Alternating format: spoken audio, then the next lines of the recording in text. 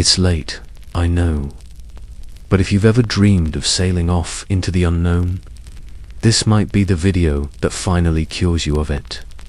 Tonight, we're stepping aboard the splintered, reeking world of early exploration, the real ships of the so-called age of discovery, not the polished paintings, not the hero's version, just the groaning wood, the moldy biscuits, and the quietly unraveling minds. If you've ever whispered, "I would have loved to live back then," you might want to keep the lights on. Now, before we drift off, I do have a small favor. This channel is new, and I'm building it one slow story at a time. So if you like this kind of midnight history, would you mind subscribing? It helps more than you know. And if not, no worries. Just glad you're here. Feel free to leave a comment, to tell me where you're listening from, or what time it is. Now, dim the lights, and let's drift back in time to a place you would not have survived. The first mistake was believing the map. It always is. Somewhere in the captain's chest, locked with a key he wears like a talisman, there's a chart, hand-drawn, absurd, beautiful, a coastline sketched from rumor, mountains that no one has ever climbed, labeled like old gods. A tiny compass rose curled in the corner like a spider. This is the ship's only guide. And it is wrong. The second mistake was volunteering. That's you, by the way. You, the would-be explorer, the romantic, the fool. You heard tales of riches, of distant islands perfumed with nutmeg and gold, of glory, of freedom. But the dock smells like death, and the ship is smaller than you imagined. It is barely more than a wooden coffin with sails. Inside, there are 80 men and boys, and one woman, disguised as a boy, who will be found out by the third week and thrown overboard for balance. The captain believes in balance. He also believes in demons, and God, and that the stars can speak. There is no privacy, no comfort, no peace. There is salt in everything. In your wounds, in your water barrel, in your eyes. You share your sleeping space with a man who coughs blood and another who mutters in his sleep, in a dialect you don't recognize. Neither will make it to the second month. The rats are doing better than you. They've lived aboard this ship longer than most of the crew. They are sleek, fat, wise. Some of them are rumored to be witches. One of them chewed off a sailor's toe while he slept. He didn't wake up. He was already dead. The carpenter said it was a mercy. There is one lantern. It burns whale oil. It smells like memory. And every night, before you sleep, you ask yourself the same question. Why is no one talking about the screaming? Not the wind, not the sails, no, the screaming below. In the hull, in the dark, wet belly of the ship. They say it's the wood, that it groans when the sea swells. But it sounds like a name, and it sounds like yours. You awaken to shouting, and for a moment you forget where you are. The ceiling is inches above your nose, dripping, breathing, almost the boards swell with the morning tide. You can hear the sea in the beams. It's always there, trying to get in. Breakfast is a ritual designed more to confuse than nourish. The man who hands it to you has no eyebrows and no sense of irony. He calls it hardtack, but it is not hard, and it does not tack. It is a biscuitive. You are generous. More accurately, it is a brick of flour, salt, and cruelty. It could outlive nations. Some say they've found fossils inside. One man bit into a beetle yesterday, a whole one, still moving. He wept quietly and kept eating. You do not eat the biscuit as much as negotiate with it. Break off a corner, soak it in brine, or beer, or spit. Pretend the black specks are seeds, not weevils. Do not ask questions. The biscuit has seniority. There is meat, sometimes. It is not fresh. It is not even convincingly dead. It has been salted so many times that it could pass for a holy relic. The men call it salt horse. No one knows why. No one wants to. One man tries to boil his biscuit in a piece of sailcloth. Another roasts his over a candle. A third simply swallows it whole, eyes shut, like a prayer. Still, mealtime is sacred. It is the only time the ship goes quiet. Even the rats wait, respectfully. Even the wind hushes. And sometimes, if the sky is calm, and no one has died in the last 2 days, someone will sing. It's always the same song. No one knows where it came from, or what the words mean anymore. But they hum along anyway, out of memory or madness. The chorus is just a single note, held too long. And as it fades, someone always says it, better than the last voyage. No one ever explains what happened on the last voyage, but the cook still limps, and the first mate flinches at the sight of fish. You wonder what you've signed up for, but it's too late now. You're already adrift. He doesn't speak to the crew, not directly. Orders are passed like confessions, whispered from mouth to mouth until they reach you in fragments. Hoist the main, secure the quarterdeck, don't look at the mirror in his cabin. No one ever explains what the orders mean. You learn by watching, or you die. The captain is not a man so much as a presence. He appears suddenly, like a storm, and disappears just as fast. No one sees him sleep. No one knows his first name. He smells faintly of cloves and rust. He is not young, not old. He could be 30 or 300. He keeps a cabinet of teeth in his quarters. Some are human, some are not. He once had a cabin boy keel-hold for sneezing during prayers, another for humming. A third was punished for using the word lucky. That boy's name has been scratched off the ledger. The captain believes the ship is alive. He talks to it in Latin. Sometimes he bleeds into the wood when the stars align wrong. He says it's to keep her listening. The ship, for its part, seems to respond. Sometimes you find your boots moved. Sometimes a rope uncoils by itself. Once you woke up on the other side of the deck with a line of salt tracing your spine. No one says anything, but everyone knows. In port, he is charming. He tells tales of the Southern Passage, of storms that glow green, of islands shaped like sleeping giants. He is invited to every Admiralty hall. He dances, drinks, dines with governors and whores alike. But at sea, he doesn't blink. He stands at the bow with a sextant and something older, a bone compass. It twitches when pointed south. He says he's looking for something that was lost. He doesn't say what. Some think it's treasure. Others say it's a part of himself, a name, a memory, a map of where he came from, drawn in a language no one speaks anymore. He keeps a journal. No one is allowed to read it. It's bound in leather that isn't quite leather. It's warm to the touch. Sometimes, at night, you hear him laughing. Other nights, crying. Once, you swear you saw him kneel in prayer. But there was no God on the other end. There is no such thing as nice weather at sea.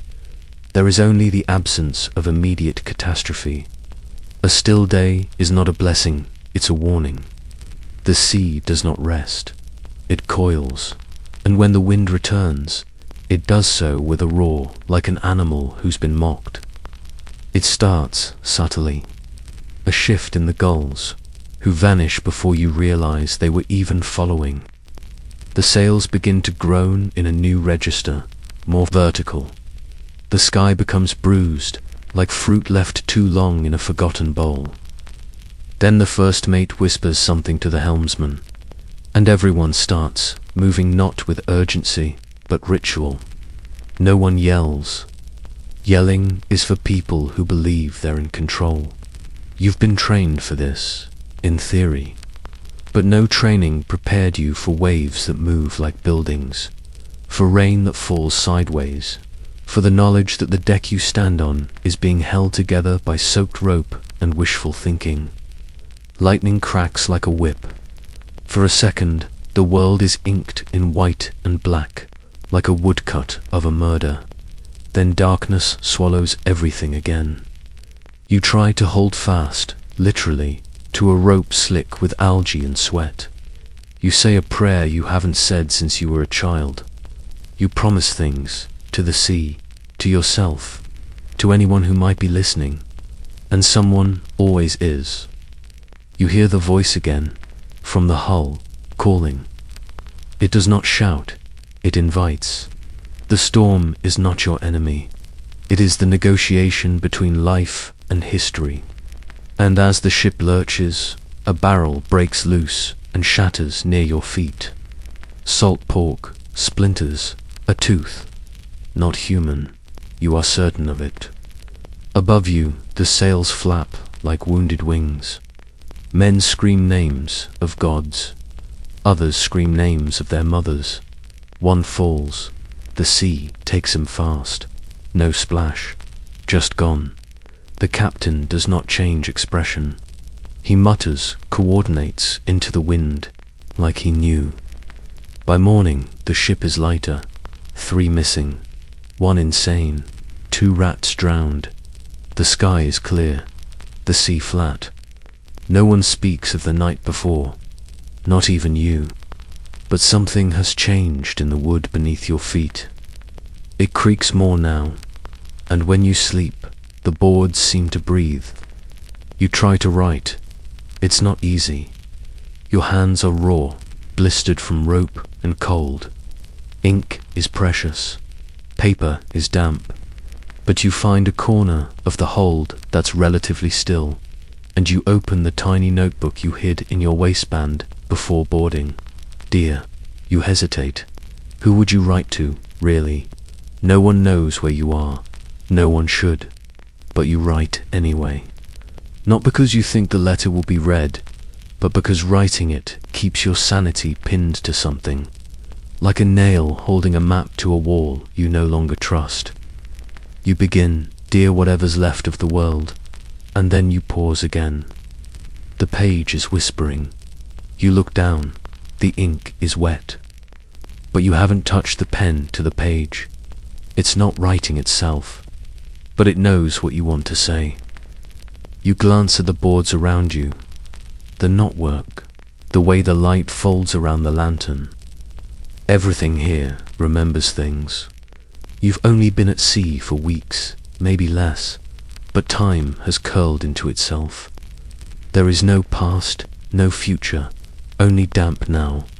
You write about the man with no eyes who sleeps next to you. You write about the storm and how you think it tried to speak your name. You write about the way the ship hums when the moon is wrong. You don't sign it. You just fold the paper and tuck it into the beam by your cot. A tiny crack, just wide enough to hold it. There are others already there. You didn't see them before. Other folded scraps, dozens, hundreds, some stained, some eaten through, some so old the language is unrecognizable. You realize this is not just a hiding place. It is an archive. Every sailor who has ever clung to this ship has written something. A thought, a name, a confession. You wonder if the ship is reading them. You wonder if that's why it still floats. Later that night, a boy wakes up screaming. He doesn't remember why, but he stares at the wall, at the cracks between the boards, and he says, very quietly, "There's something in there." You tell him to sleep, but you don't. You watch the wood, and it watches back. There is a moment at sea, just before dawn, when the wind holds its breath, when even the waves seem to hesitate. and for a heartbeat, the whole world is still. That's when you first see it. Not clearly, not with your eyes, but with something older, more ancestral. A sense that does not live in the brain, but in the spine. It begins with the silence, the gulls long gone, the rats hiding. Even the captain, usually prowling the deck before the sun dares rise, is nowhere to be seen. You lean over the side, bleary and half-numb, and there just below the surface, something shifts. Not a fish, not a shadow. It is too deliberate, too large, too watching. The water ripples, but the air is calm. You blink. It's gone, but you feel it still, like the echo of a dream that wasn't yours. By midday, no one mentions it, but the crew moves differently, more cautious, less singing. One man, the one with the mangled hand and the tattoo that never fades, mutters, "It's found us again." You pretend not to hear, but when you go below deck to fetch rope, you see the chart unfold on the captain's table, pinned with knives. A path drawn not across land, but water. Circles and spirals, like the path of something hunting. Like the map is watching it, not the other way around. A new note is scrawled in the margins, not in the captain's hand. You recognize the language.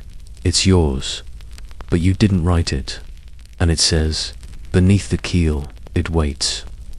That night, no one sleeps below deck, not because of fear, but because of the smell, brine, rot, and something older than death. The bilge water is black, not dark, black, thick and slow, like blood left in the cold. The carpenter swears he saw something moving in it. Something with a mouth. He drinks himself silent. You lie awake in the rigging, higher than usual, closer to the stars. But even the stars feel distant tonight. They flicker like they're winking out, one by one, and beneath you the ship creaks. Not from wood, from warning. At first, you think he's just tired. The youngest of the crew, barely 15, voice still cracking like rope in wind, starts to move slower. His cheeks hollow, his gums bleed. No one mentions it. No one ever does. But the signs are there, always. He cries while peeling an orange in his sleep. There are no oranges on this ship. Scurvy is not a sickness, exactly. It is the absence of something. Of citrus, yes, but more than that. It is the slow subtraction of life. Teeth first, then thoughts. He hums a lullaby no one taught him. He calls out for his sister who drowned before he was born. He smiles, once, and the last of his teeth come loose. You look away. The surgeon is a man with one eye and no illusions. He keeps a ledger, not for the living, but for the dead in progress. Each day, he marks down the ones turning inward. He'll start seeing them soon, he mutters. You don't ask who he means. They come quietly, not ghosts, something worse. The hallucinations of the nearly gone, faces in the water, singing softly. A woman in the rigging, weeping black tears. A child crawling backwards through the scupper's mouth, full of salt. Some men fight them. Others speak to them, as if to old friends. The captain ignores it all. He's mapping again, though he doesn't write on paper anymore. He carves into the masts now, symbols like teeth. You try to stay sane. You scrub the deck. You eat the biscuit, mold and all. You drink anything handed to you, even the dark water at the bottom of the cask. You find a lemon rind in your pocket. You haven't seen a lemon since port. You don't ask. Instead, you chew it slowly, eyes closed, and for a moment, the hallucinations stop. But the boy doesn't wake up the next morning, not really. His eyes are open, but he's watching something only he can see. He whispers over and over, "It's under us." I saw its eye. And then he smiles, wide and red. Later, you find his journal. A single page, repeated again and again. The sea does not forget. You sleep on deck that night, hands clutched around your chest. You whisper the names of fruits, like prayers, but they don't save you. They only remind you of how sweet life used to taste. There is a man aboard called the Navigator. He is not old, but his hair is white. He speaks 7 languages, none of them fluently. He used to be a priest, or a thief, depending who you ask. He reads the stars, not with reverence, but suspicion. He trusts the moon less than the sun, and the sun not at all. For weeks now, he has been watching the sky grow stranger. The constellations are off, or missing, or rearranged. One night, he asks you, "Do you remember Orion?" You nod, then look up. You do. He's gone. Instead, the sky is filled with new shapes. A spindly figure that looks like it's reaching down. A loop like a noose. A cluster of lights that blinks in and out like an eye. The Navigator charts it anyway. He draws furiously at night, by candle, mumbling to himself. "This isn't a course," he says one morning. "It's a summoning." He stops eating. He begins carving the same symbol into his palm every night. Always fresh, always bleeding. One morning, he walks to the edge of the ship, barefoot. The wood bends under him like it knows. He holds up a map and begins reciting something in a language no one has ever heard. It sounds like drowning. The wind stills, the sea flattens, the captain appears, silent arms crossed. No one stops the Navigator. He steps off the ship, as if onto a dock only he can see. He doesn't fall, he walks, outward, onto the water. His boots don't even ripple. He walks until he's small, then smaller, then gone. That night, the stars rearrange themselves again. The captain laughs for the first time in weeks. "He wasn't wrong," he says, "just early. The map is locked away, but you remember it. And in your sleep, your fingers trace the same shapes. You wake with salt under your nails. There's a noise the ship makes when the wind dies. It's not the creaking of wood, nor the flutter of half-filled sails. It's not rats or footsteps, or the rasp of rope through pulleys. It is deeper, lower than thought, higher than fear. It begins behind the ears, a hum or a throb, like your skull is being tuned, like the ship is trying to sing or speak. You first hear it while coiling rope near the foremast. The others are below, scraping mold from the water barrels. You are alone, or you think you are, and then there it is, a tone, ancient, mechanical, almost human. You freeze. The wind has died completely. The sails hang like skins, and the tone continues. It shifts, subtly, as if responding to your breath. You hold, it tanned, it wavers. You exhale and it deepens. It is not random. You step carefully across the deck, following it, feet bare now, to feel the vibration in the planks. It's loudest near the central hatch. You kneel, you press your ear to the boards, and you hear it. Not just a sound, but words, or something like them. Not English, not any language you know, but they make sense. They feel like instructions, not spoken, remembered. Below, they say, it waits below. You recoil. That night, the wind returns, but only on the starboard side. Half the sails fill, the others hang limp. The ship begins to turn not off course, but downward. You check the instruments. You swear the compass needle is bending, not spinning. Bending. The carpenter's boy falls sick. He says his dreams are loud. He draws spirals in the ash with his fingers. He says the ship wants to dive, that it's tired of floating, that it remembers drowning. You ask the captain. He smiles. All ships are born from trees, he says, and trees grow from the bones of the drowned. You ask what that means. He doesn't answer.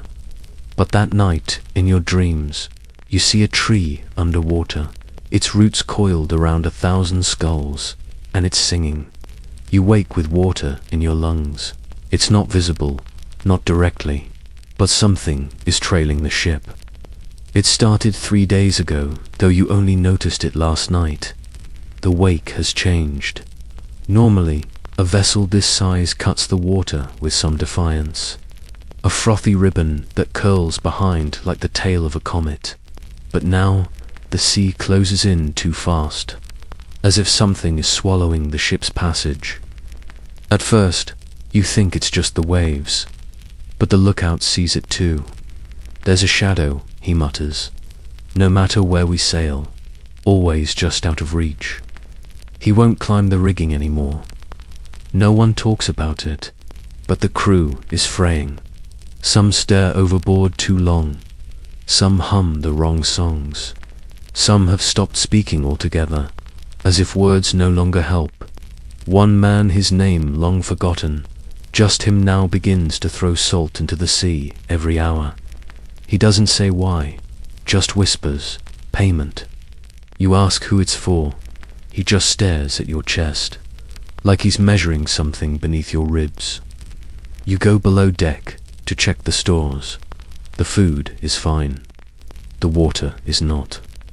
But there's something else. Scratches. Long, deep, deliberate.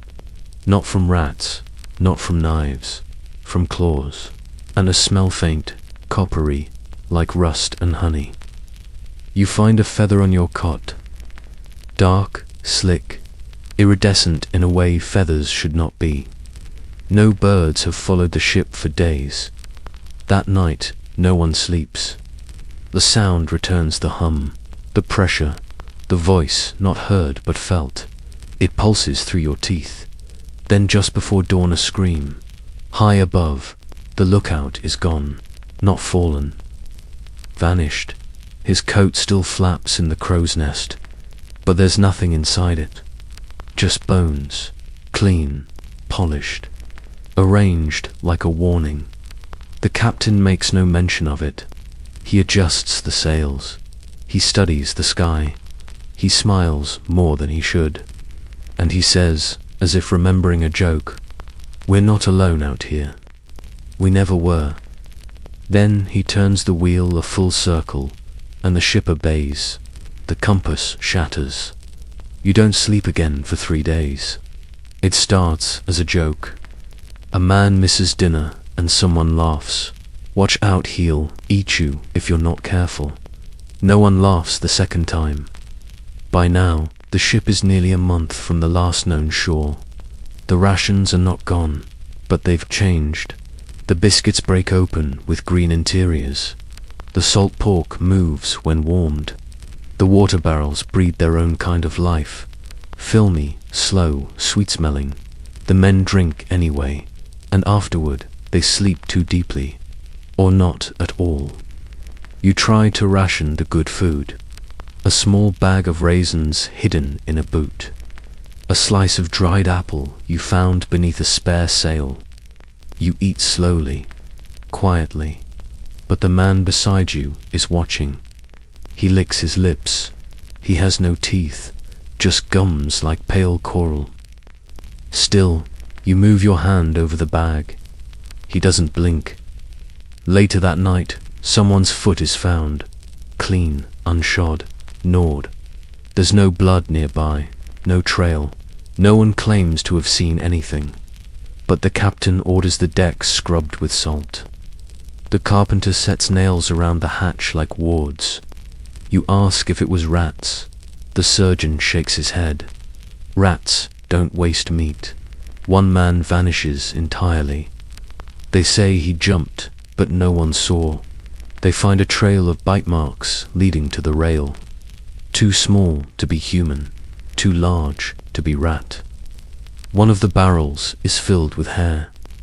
You stop asking questions. You sleep with a knife. The boy who dreamed of fruit no longer speaks. He paints on the walls now with whatever he can find. Charcoal, mud, blood. He draws mouths. Hundreds of them. All open, all hungry. At night, you wake to chewing sounds, but there's no one near.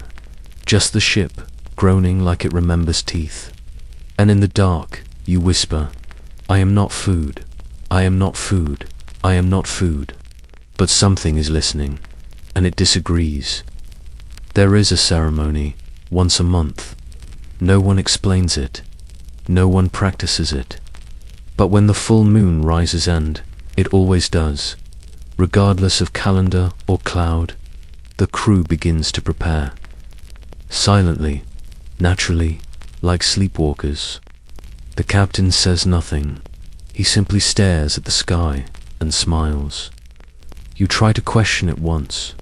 The carpenter grips your wrist and shakes his head hard. It's not for us to know, he says. It's for the moon. And then he goes back to arranging the ropes into patterns, knots that don't hold anything. You count them. There are 13. That night, the cook brings out a stew. It smells good. Too good. There is meat in it. Tender, pink-gray, falling apart in the bowl. No one asks where it came from. You notice someone missing. A man from the lower deck, quiet, lame in one leg, gone, but the stew is warm, and you are cold. You take a bite. It is rich, too rich, like marrow and wine. You stop. You try not to vomit. You look at the others. Their mouths are full, eyes glassy, hands shaking. One cries silently as he eats. Another laughs, lips flecked with broth. The moon is above now. It is larger than it should be, too near, too bright. It casts no light on the sea, only the ship, only you. After the meal, the crew gathers at the rail. They drop bones into the sea, not out of reverence, out of fear. One by one, the bones vanish sucked down without a ripple. The ship rocks gently, as if pleased. You feel a warmth on your face. It is not from the stew. It is the moon, and it is watching. Later, the captain approaches you. He doesn't speak. He just hands you a spoon carved from something dark. Next month, he says, you'll serve. And he walks away. The spoon hums. You throw it overboard, but it returns. In your bed, in your pocket, in your dreams. You haven't eaten since, but your stomach is never empty, because you're not the one who's hungry anymore. There's a new sound on the ship. Not the usual rhythm of sails, nor the moan of rope. This one is softer, granular. It begins as a whisper beneath your boots, like grains shifting in a box. You bend down to listen. Salt. Not spilled from stores, not tracked from barrels, growing tiny white crystals pushing up through the floorboards.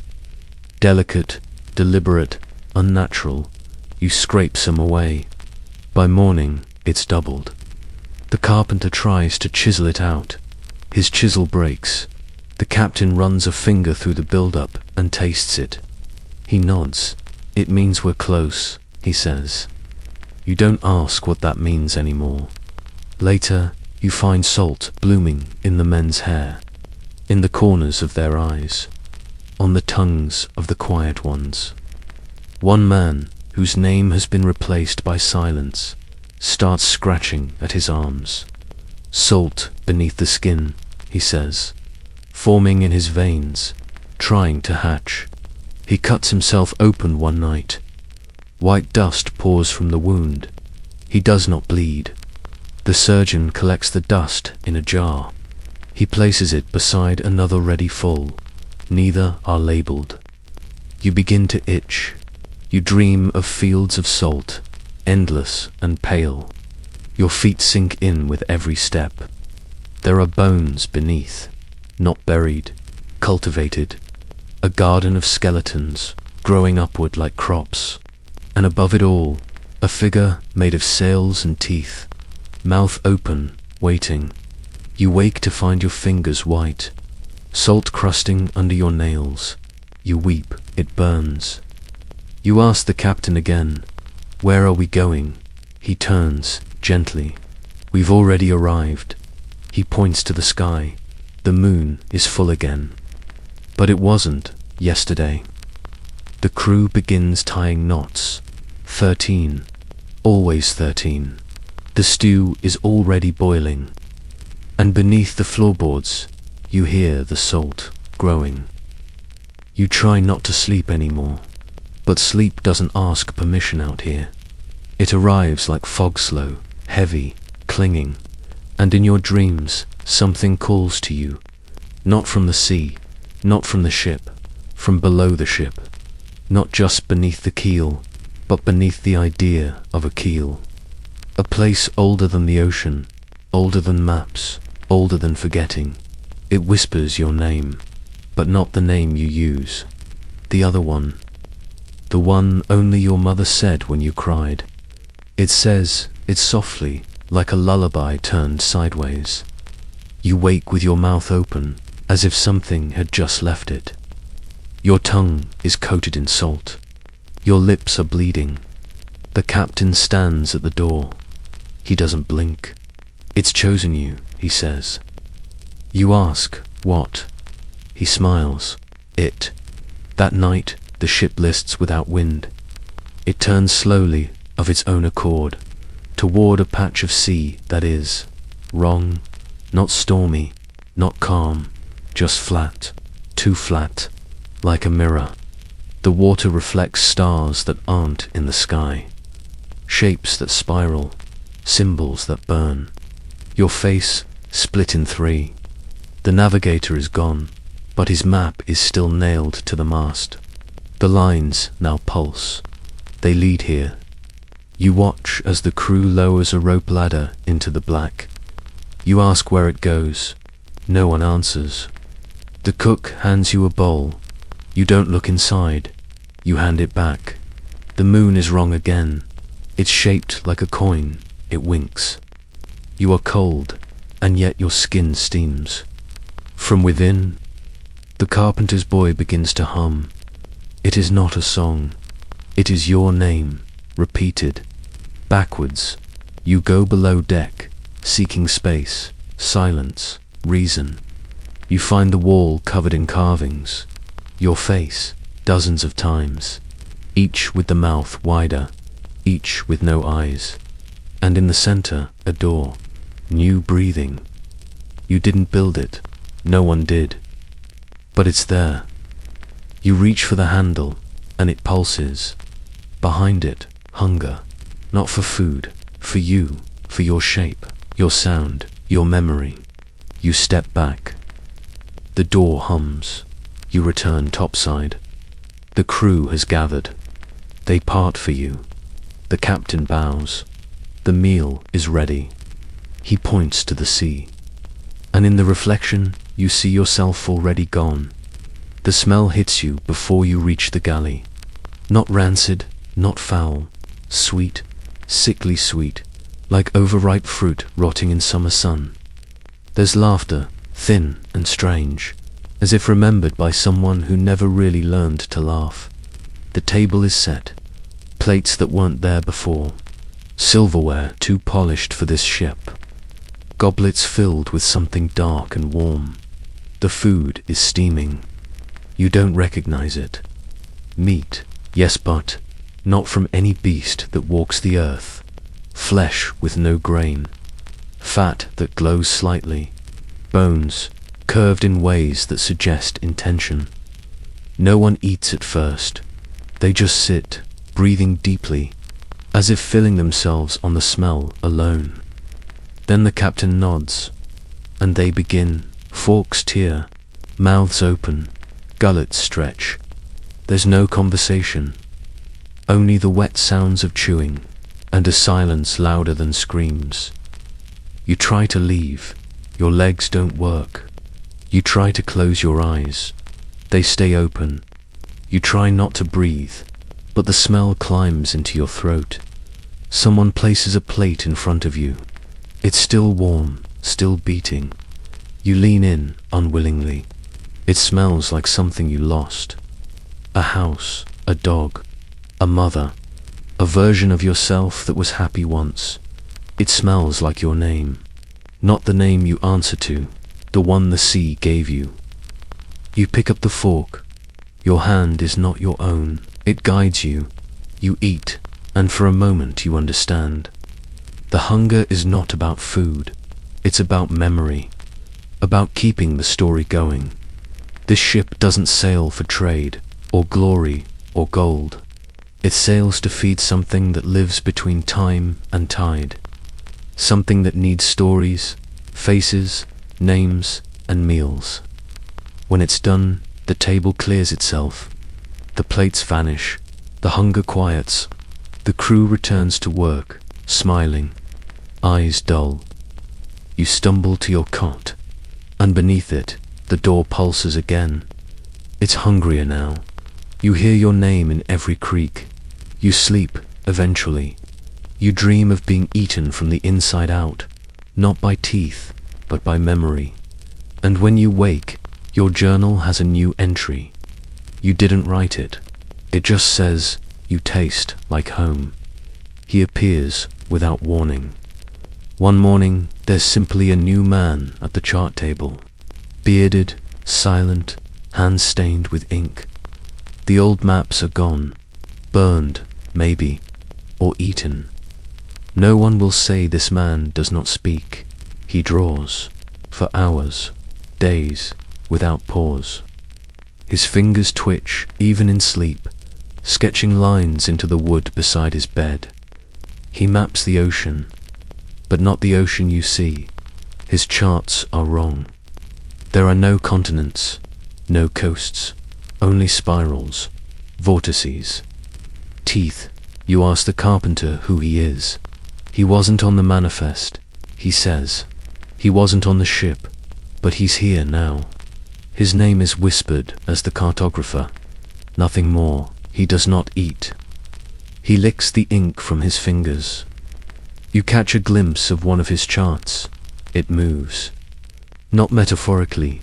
The paper ripples like skin. The lines shift when you blink. You feel nauseous just looking at it. The captain kneels before these maps. Not with reverence, with obedience. He consults them before every turn of the wheel, even when there's no wind, even when the stars are wrong. You ask where you're going. We're already there, he says again. The cartographer draws your face one day. You never sat for him. You watch as he sketches the shape of your nose, your lips, the old scar near your eye. You want to look away. You can't. When he's done, he folds the paper once, and your vision blurs. You see things, shipwrecks that haven't happened, islands that scream, your own corpse, smiling. The cartographer tucks the paper into a small wooden box. It disappears. Later, when the deck is clear, you peek inside that box. It is filled with hundreds of tiny folded maps, each one labeled with a name. Yours is at the top. You unfold one at random. It's blank, but as you stare, lines appear. Not roads, not borders, veins. The map is of a body, still beating. You fold it shut. Your hands are shaking. You look back at the cartographer. He is watching you. He smiles, finally. His teeth are not human. The stars betray you. It starts with small errors. A constellation out of place. A planet rising too soon. A moon that waxes in 1 hour instead of 14 days. The old sailors say it's just the latitude, that some places at sea bend time, that compasses fail not from magnetism, but shame. The new charts, those, inked by the cartographer list. No degrees, no longitudes, no coordinates, only names. The gulf of first grief, the current of returning faces, the hollow sea, where no one sinks, each marked with spirals. Notations in a language that hurts to pronounce. The surgeon tries, once. He bites off the tip of his tongue without meaning to. They find him weeping. He won't speak again. The crew stops using sextants. The stars make them nauseous. They say they see faces in the sky now. Mouths. One man ties a blindfold over his eyes and claims he can navigate better without them. He leads the ship for 3 days. They're the calmest you've known. Then he vanishes during night watch. His blindfold is nailed to the mainmast. The cartographer nods, as if something promised has been paid. Below deck, the air is heavier now. Breathing tastes like parchment. You try to chart your own escape. A plan, a map, anything. But every route leads back here. No matter how you draw it, no matter how you measure, all lines curl inward. The ship is no longer moving forward.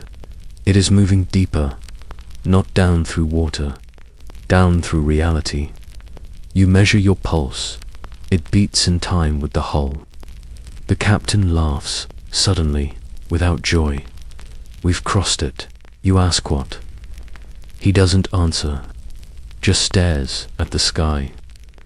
You follow his gaze.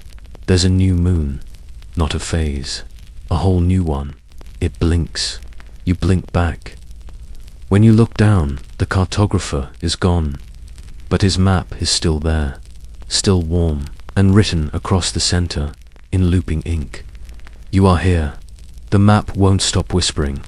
It's folded, tucked into your coat, hidden beneath layers of oilcloth and silence. But still, it murmurs. At night, mostly, when the ship is quiet and you are alone with your thoughts. It joins them, gently, persuasively. Not a voice, exactly. More a presence with tone. It doesn't beg, it suggests. It tells you things no map should know. Where you lost your first tooth. The name of a friend you forgot. The weight of your guilt. You try to throw it overboard, but it's back by morning, dry and folded at your bedside. The cartographer is nowhere to be found now, but his tools remain. Ink pots made of bone, quills of hair that curls in on itself, a magnifying lens that shows things not drawn yet. The captain still consults the maps, but now he speaks to them. Show me where he broke, he whispers. You don't ask who. The charts have changed. They now pulse faintly in moonlight. One seems to be drawn on skin. You think you see it breathing. The crew begins tattooing themselves. Not anchors or mermaids. Not oaths to home. They ink paths. Lines from shoulder to fingertip. Roots that spiral. Some lead to the heart. Others into the mouth. One man tattoos an entire map on his chest. 2 days later, he walks overboard, smiling. He sinks without a sound. You steal a look at the captain's hands. They're covered, too, but the ink is moving, shifting, rewriting itself, as if the map is navigating him. You try not to look at your own skin, but one night, under lamplight, you see it just beneath the surface. A line, a mark, a curl of ink, like a decision already made. You scrub, you scratch. It doesn't fade. It's inside you now. The surgeon offers no comfort. Ink's not for parchment anymore, he says. It needs something warmer. You sleep with gloves. You wrap your arms in sailcloth. But the whispering continues. And now it says your name clearly, not as a warning, as a destination. There's a knocking sound beneath the floorboards. Not loud, not urgent, just persistent. Like someone polite, patient, and very, very sure of you. It starts on the second day of calm seas. That's unusual in itself. Calm is rare, this far from anything real. The crew pretends to enjoy it, but you see the tension in their shoulders. Stillness is worse than storms. Stillness means we've been noticed. You press your ear to the wood near the mainmast. The knocking continues.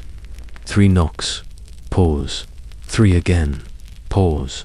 A rhythm, a question. You don't knock back, but someone else does. Down in the hold, there's a man who hasn't spoken in a week. He lost 2 fingers during the last rigging accident. He hasn't screamed or bled or blinked since. But now he's responding to the knock, matching the rhythm with his heel. He smiles when he does it, but not at you, at the wood. The cartographer hasn't returned, but his presence lingers. His desk is now off limits, guarded by the first mate who drinks ink instead of rum. You manage to sneak inside one night. You lift the leather cover from a half-finished chart, and underneath, not paper, a rib bone, flat, bleached, carefully etched, not with locations, with instructions, steps, movements, rituals. Each one ends with the phrase, "To be followed when the sky folds." You pocket the bone against your better judgment. It hums faintly in your coat. The knocking stops. Later, you find another map, folded under a plate in the mess. This one is drawn in blood, not metaphorically. It's fresh. It smells like copper and memories. There are no landmarks, only your name circled twice. You burn it. It still appears in your coat the next day. That night, the knocking returns. Louder. You go down into the hull. The man who answered it is gone. In his place, a rope, tied into a noose, still swinging. The deck around it is wet, but not with water. You lift the floorboard he used to sleep on. Beneath it, carved deeply into the wood, a map. Not of oceans, of you, your spine, your nerves, your dreams. A final message scratched beneath it. I've been here longer than the ship. You seal it back and return topside. The sky is bending, not clouds, the stars themselves, turning inward like being pulled through a hole too small. You feel it in your gut. The sky is about to fold.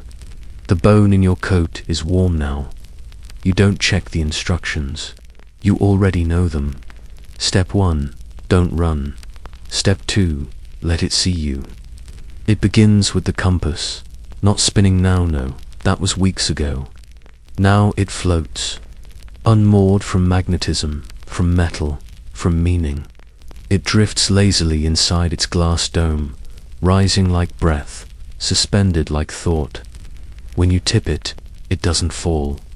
It tilts, smiles, almost, and points inward, not toward land, not even toward sea. It points toward you. The captain is no longer steering. The wheel moves on its own. The sails catch wind from directions that do not exist. From below, from above, from behind time. You ask the first mate, what are our coordinates? He answers with a phrase you'll never forget.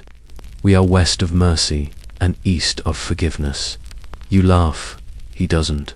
Instead, he hands you a map. It's made of skin, still warm. And there's only one thing drawn on it, a spiral, thick, inked in something brown and sweet-smelling. The lines curl tighter, again and again, until they vanish at the center. There are no borders, no scale, just a single phrase scrawled at the edge. You are the destination. You fold it, hands trembling, and tuck it into your coat. But your coat is gone. Replaced, somehow, with a garment made of coarse thread and shadows. You hadn't noticed. You ask the surgeon when did I change. He looks you over, says nothing, opens his ledger. Your name is already there, crossed out once, rewritten twice. You've been 3 people, he says softly. Most don't last past 2. You go to the bow, alone. The sea is calm, to calm. The water is reflective, again not just clear, but accusatory. It shows you what you were, then what you could have been, then what you will be if this continues. Your face aged in reverse. Your mouth sealed with thread. Your eyes, not yours. Behind you, someone speaks. It is not a voice you've heard, not male, not female, not even voice. It's the sound of pages turning underwater. Turn around, it says. You do. The ship is gone. Only the rail remains floating in the air like memory. The ocean below is no longer ocean. It's a sky turned sideways. Stars below, dark above. You fall forward, not down, and land, somehow, back on the deck. The captain greets you with a nod. You've crossed the edge of the map, he says. There's no going back. He lifts his hand. In it, a new chart. You look, and there, at the very center, drawn in white, your face, your house, your bed, your body, asleep. You stare. So when do I wake up? You whisper. He shrugs. That's not for maps to say. Maps just remember where you were. The sails fill again. The ship groans.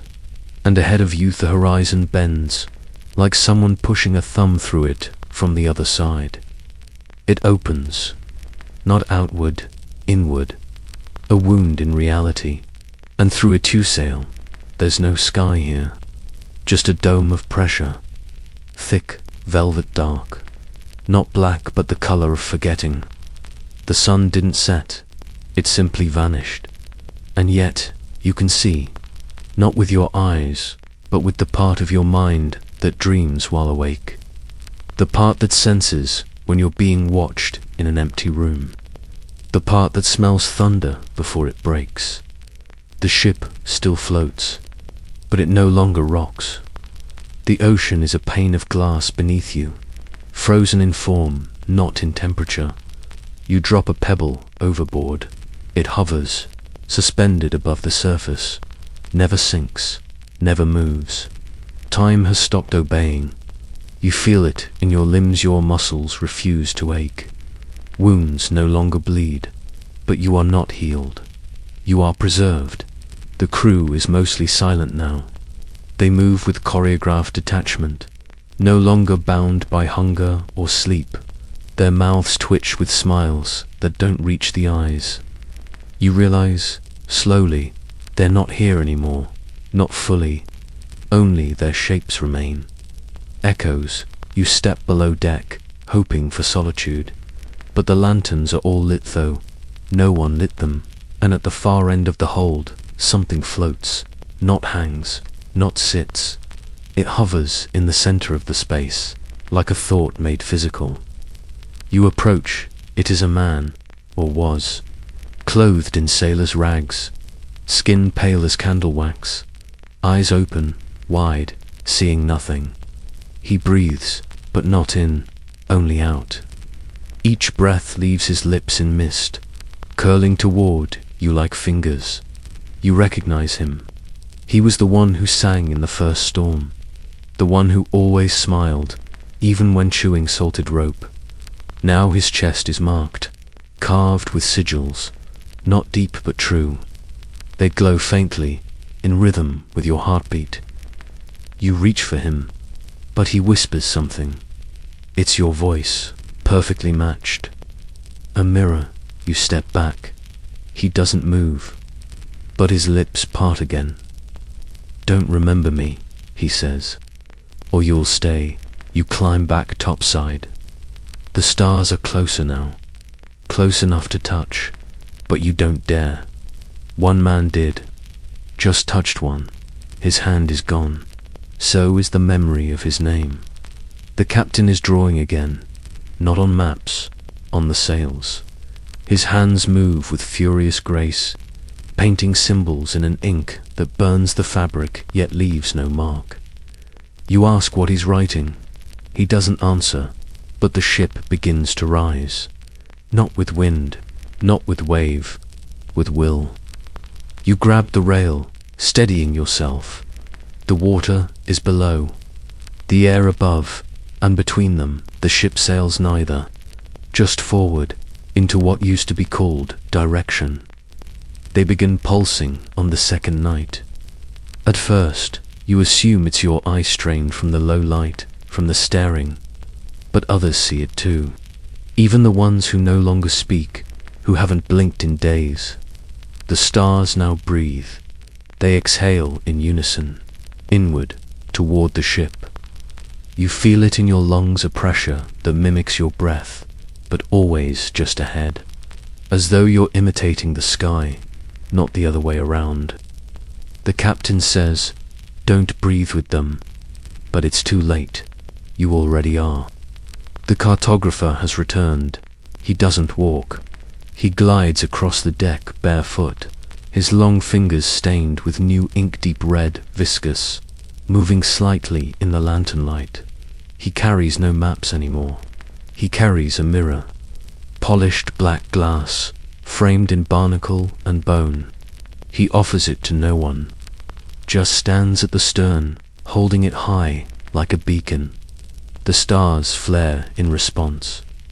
You avoid your reflection at first, but curiosity is a thing with claws. One night, when no one watches, you peer into the mirror. It doesn't show your face, it shows your choices. Forked paths, blinking lights, shadows wearing versions of yourself, some thinner, some kinder. One barely more than a silhouette smiles at you with teeth made of sails. You recoil. The cartographer nods. "That one almost won," he says softly. You don't ask what he means. You already know. The stars begin to rearrange. No longer fixed in their constellations, they shift position. Not like they're moving, like they're being moved. By something behind them. Fingers, perhaps, or thoughts. They form a shape. At first it looks like a compass rose, then an eye, then a mouth. You blink. It is all three. The captain kneels. So do the crew. You hesitate, but something in your spine gives way. You kneel too. The ship creaks not from age, but in greeting. The stars dim. And from that great absence, above, something smiles. It speaks with no sound, but you understand every word. You are no longer lost. The cartographer lowers the mirror. It shatters without sound. Each shard embeds itself in the deck. Tiny stars now, watching with sharp light. You rise. Your shadow doesn't. It remains kneeling. You leave it behind. No one speaks of it. No one speaks at all. It comes slowly, like rust. The loss of sound. First, the usual noise of the ship fades, the creak of ropes, the slap of canvas, the whisper of salt through the air. Then footsteps, then breath. By the third day, your own voice sounds distant, as if coming from another room, one that's sealed. You try to speak with the carpenter. Your lips move, so do his, but nothing connects. The sound is gone, but the meaning still moves like fish swimming beneath frozen glass. You begin to dream in silence, and then dreams stop altogether. You lie down to rest, and time unspools without color or shape. You wake not refreshed, not wearied, just displaced, like you've been filed away into someone else's archive. The cook leaves out meals, though no one eats. The food rots untouched, but doesn't smell. Even decay has been muted. In place of noise, pressure, thick and constant, like you're underwater, even on deck. It hums behind your eyes. The surgeon begins writing notes on the deck with chalk. Simple messages, in looping script. The ship is not moving. We have not moved for 3 days. The water is watching. You nod, but he shakes his head. Then he writes another message. This time he doesn't let you read it. He folds it, places it in your palm, closes your fingers around it. Later, when you're alone, you unfold it. It says, "Do not answer when IT finally speaks." You burn the paper. It doesn't ash. It folds itself back together. You toss it into the sea. It floats back to the deck, dry. You give up. The captain doesn't seem affected. He still mouths orders, pointing to sails, to stars, to shadows. The crew obeys, but more of them are missing now. Not dead, not vanished, just faded, like the memory of a voice you almost recognized. You climb into the rigging, seeking height, clarity, escape. Up there, you find a man you do not know. He is writing on the mast with a knife, not carving, writing. Letters appear, inked in shadow. He looks at you and smiles with too many teeth. Then he mouths something. You cannot hear it, but the wind moves. The silence breaks, not with sound, with meaning. Every part of the ship groans in unison timber, rope, bone, breath, and then a voice, not outside you, not inside, everywhere. Are you ready to remember? You feel it like a cough behind your soul, a response rising. You clamp your mouth shut. You do not speak. The air shakes. A test. You pass. The voice withdraws. The silence returns, but it is not empty. Now it waits. He calls for you just before the tide rises. Not with words, not out loud, but with that same pressure behind your ears, the one that pulses when something important is about to break. You find him in his quarters, though the door is already open. No one opens the captain's door, not without invitation, not without consequence. He sits at his desk, his coat folded neatly beside him. The wall is covered, no maps, fragments, symbols, drawn in overlapping circles. Ink so dark it looks wet. It smells of iron and sugar. He doesn't look up. He speaks without turning. You think I wanted this. You say nothing. They always do, the first time. The glory, the thrill, the exploration. He laughs softly. It's hollow. There is nothing out here. There is no new world, just deeper corners of the old one. He gestures to the wall. These aren't maps, he says. They're apologies. You take a step closer. He lays something on the table. A book. Worn leather. Buckled spine. The kind of artifact that carries its own weather. Every voyage, we forget, he says. Not by accident. Not by force. By bargain. You open the book. Blank pages. Thousands of them. But you feel the weight of every word that was there. It eats memory, the captain says, finally looking at you. That's what it wants. Not blood, not bodies. It wants the things we were. You ask why. Your voice barely makes a sound. He closes the book gently, like tucking in a child. Because those are the only things worth anything out here. He leans forward, and for the first time you see his eyes clearly. They are hollow, not blind, not dead, just emptied, like something reached in and took the sky from behind them. I don't remember my name, he says, but I remember hers. He pulls something from beneath the desk. A locket, opens it. Inside, a face, smiling, blurred with time. You feel a pain in your chest sharp old. Yours. You don't recognize the woman, but you know her. You close the locket. What do we do, you ask? The captain stands. We finish the journey, he says. Because if we stop now, He looks toward the hole, the place where the sound once lived. It comes aboard. He places the book into your hands. Write. You look at the blank pages. He nods. Write what you still know. You hesitate. What happens when I finish? His mouth twitches. You'll know if you're still you. And with that, he turns away, not dismissing you, returning to silence, to waiting. You leave the room with the book. You do not remember how you got back to your cot. But when you open your eyes, the first page is full. You didn't write it. It's your handwriting. At first, you think it's a trick of sleep. The book rests where you left it, by your head, on the dry plank above the drip line. You reach for it. It's warm. The cover pulses slightly beneath your fingers, like breath held in parchment. You open to the first page. Your name stares back at you. Not the name you gave when you boarded. Not even the name they called in your village, long ago, when you were still real. This is a name you've never said aloud.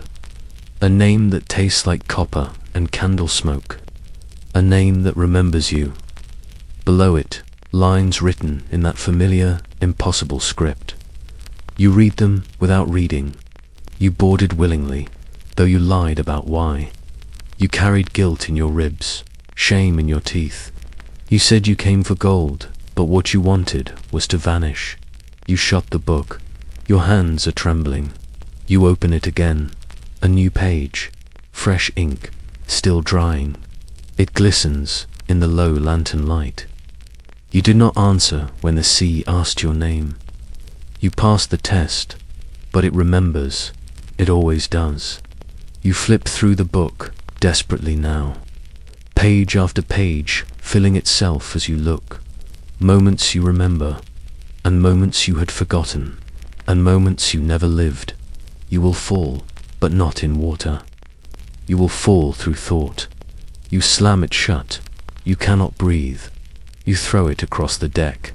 It lands, closed. You blink. It is back in your hands. The captain passes without a word. He nods once, approval or farewell. You run to the bow.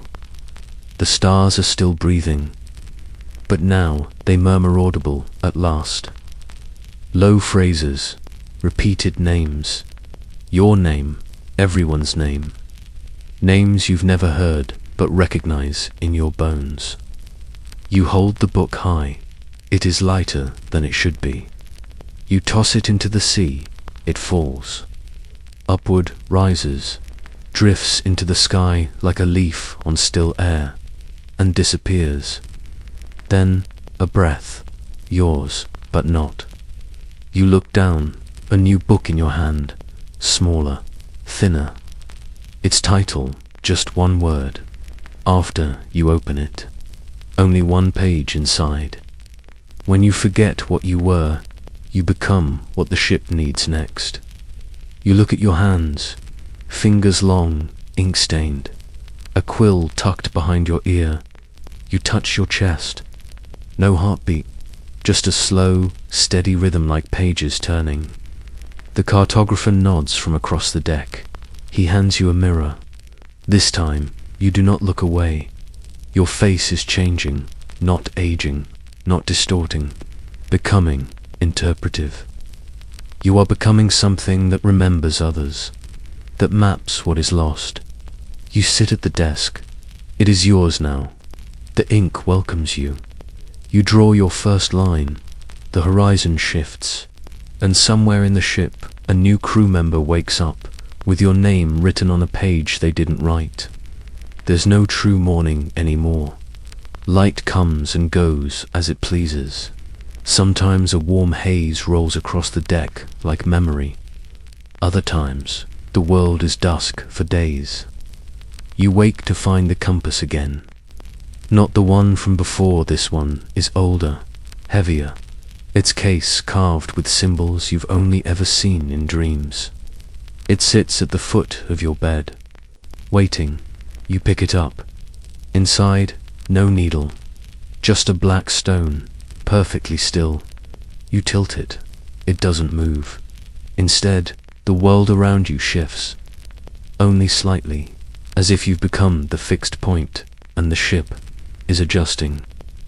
You take a step toward the rail. The sea stretches on, blank and eternal, but now it has texture. Not waves, but folds. Like a curtain, like skin. The compass hums. A voice, not sound, just direction enters your chest. Where is your center? You stagger. You do not know. You try to answer with a memory, a face, a song, a smell. The compass grows warm. The stone pulses. Below deck, the ship leans sharply. Everyone grabs the walls, the masts, the ropes, but no alarm is raised. They've grown used to this. You descend into the hold. The humming grows louder, not in your ears, in your ribs. You stop at the lowest level. The air is thick, like unspoken grief. And there, in the center of the floor, the boards peel back, not broken, not torn, opened beneath them, a stair, narrow, bone-white, damp. You descend, not steps. Memories, each stair pulses as your foot lands.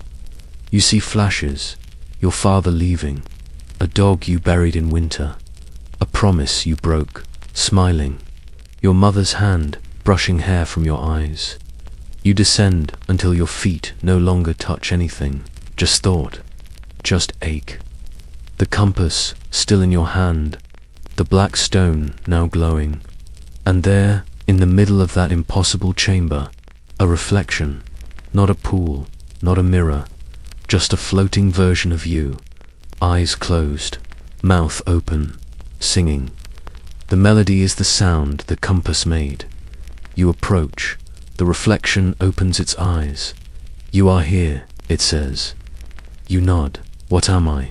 It smiles. Cartographer, captain, crew. It reaches out. You asked for direction. You touch its hand. The chamber vanishes. You are back on deck. The compass is gone. But everyone stares at you now. Not with fear, with understanding. You've been marked.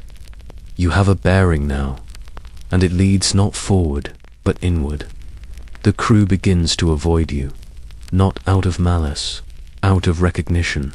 You are becoming what they fear most, not death, not madness, a symbol.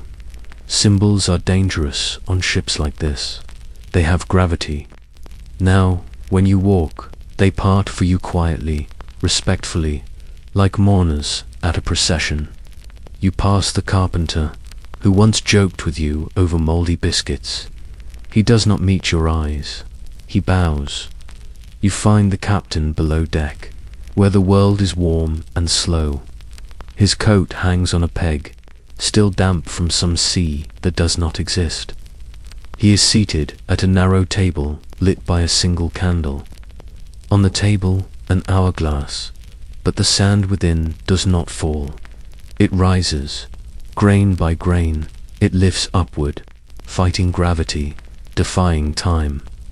He watches it with eyes too tired to be afraid. Do you know what this means? He asks you. You shake your head. It means I have until the last grain reaches the top. He laughs, gently. Isn't that a joke? We always say we're running out of time. But what happens when you're running into it? He lifts the glass to eye level. The candlelight bends strangely around it, as though the glass is remembering something. She gave it to me, he says, the one beneath the sea, or maybe above it. I never knew the direction. You lean closer. Inside the glass, the grains are not just sand.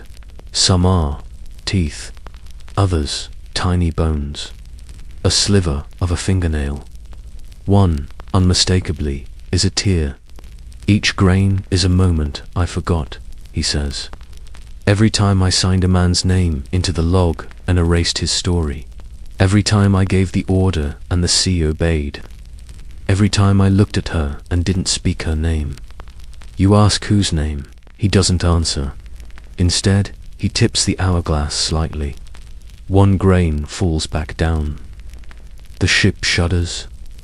Above deck, a wind tears through the sails sharp, sudden, wet with voices. You run to the hatch, but the captain calls you back. Wait, he says. His voice is calm, clear for the first time in weeks. This is the last time I'll be captain. You turn. He is smiling now, not with joy, with release. I carried the compass for too long. You hold it now, even without your hands.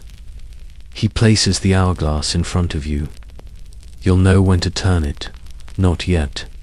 Not while the grain still remembers. The ship creaks beneath your feet. Not from rot or wave, but from decision. You lift the hourglass.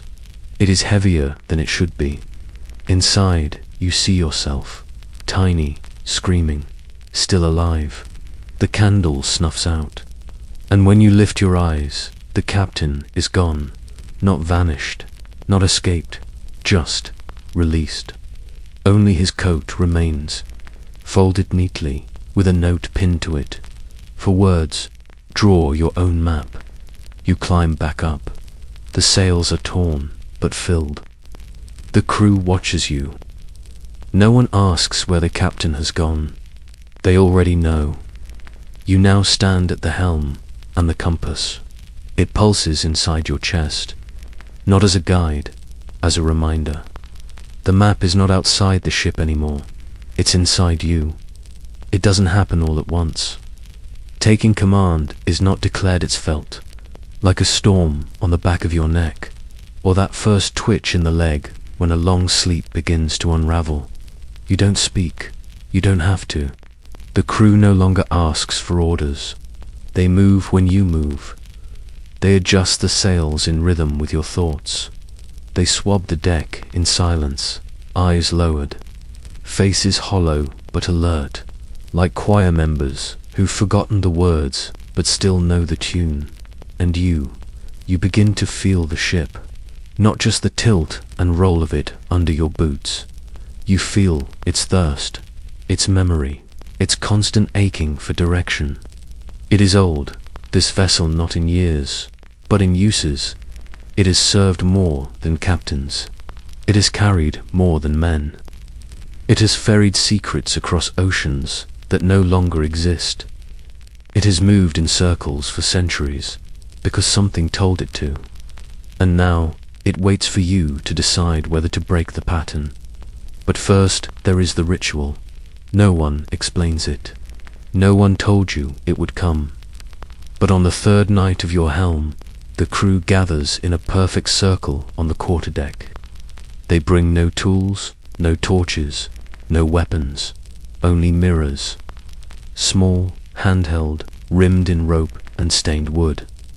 Each man, woman, and shadow places one before their feet.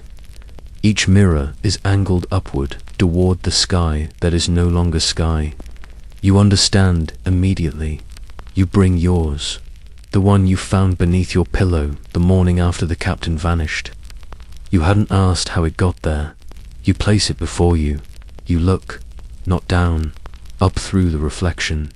You see the stars, the folds, the quiet shape that watches always from the edge of space. And then you see yourself, all yourselves. The boy who wanted to leave home, the young fool who chased salt for coin, the silence you carried after the storm. Each version is watching you now. The mirrors pulse with breath. The crew does not speak, but each begins to hum, low, throaty, barely audible. It's not a song, it's navigation. The ship begins to spin slowly, perfectly in place. The sea peels away beneath it, a whirlpool that doesn't suck downward, but inward. You feel the ship begin to curl. You feel your body begin to turn. Your spine aches. Your jaw loosens. Something ancient begins to remember inside your blood. The voice from the compass speaks again.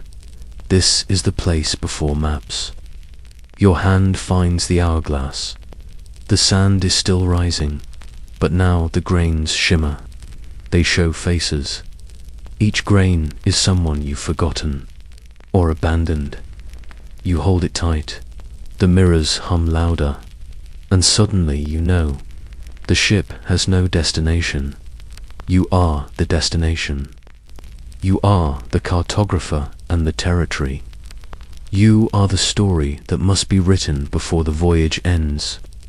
You kneel, press your forehead to the deck. You whisper, "I am ready to choose." And beneath the wood, something listens. The mirrors are gone by morning. No trace of them remains. Not a shard, not a glint. The crew does not mention them, and neither do you. It's as if they were never held at all, only remembered. But the ritual lingers. The ship is no longer sailing.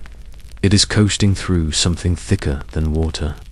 Something that bends around you with the weight of unfinished thoughts. Each step on the deck is slower now, not heavy reverent, as if the wood has become aware of your choices, as if it too is waiting. You spend your time in the chart room, not drawing, staring. There are no more maps to create, only one last decision to be made. The compass no longer pulses. It lies still on the table. Its black stone cracked down the center, faint light bleeding out like breath held too long. And beside it the hourglass. Its final grains are rising, slower now. Only a few remain, each one more stubborn than the last. They shimmer with detail. One shows a memory of your mother's hands. Another, the moment you chose to lie about your name. One grain even shows her, the captain's her, the woman in the locket, smiling without malice, watching from a place you'll never touch. You look out the porthole. The sky outside is no longer made of stars. It's made of paths, ribbons of light, curling like veins. Each one pulses faintly, beckoning. The sea has become a mirror, and on it you see the ship's reflection, splitting, not once, but infinitely, 1,000 ships, 1,000 possible outcomes. In one, you are screaming.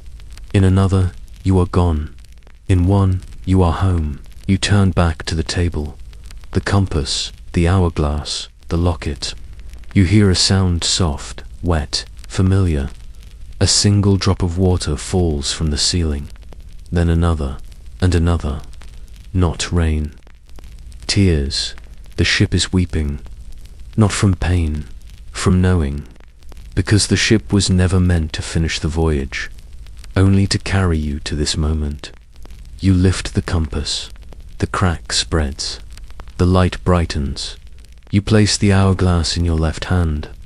Its sand slows to stillness. You reach for the final level one that only you can see. It's not wood, not metal. It's choice. There are two directions. Forward, into the fold, into unmaking. Or sideways, into stillnessing to return. Neither is safe. Both are true. You look down at the compass one last time, and for a moment, you see not a needle, not a stone, but a heartbeat. Yours, it skips. Once you close your eyes, you say her name, not the captain's woman, yours, the one you buried in your mind long ago, thinking it would keep her safe.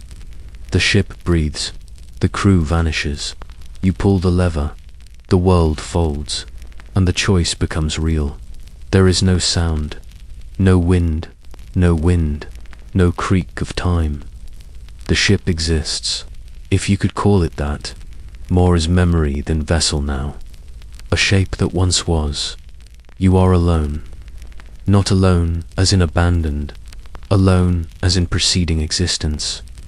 Your breath still comes, slow and warm, but the air doesn't move around it.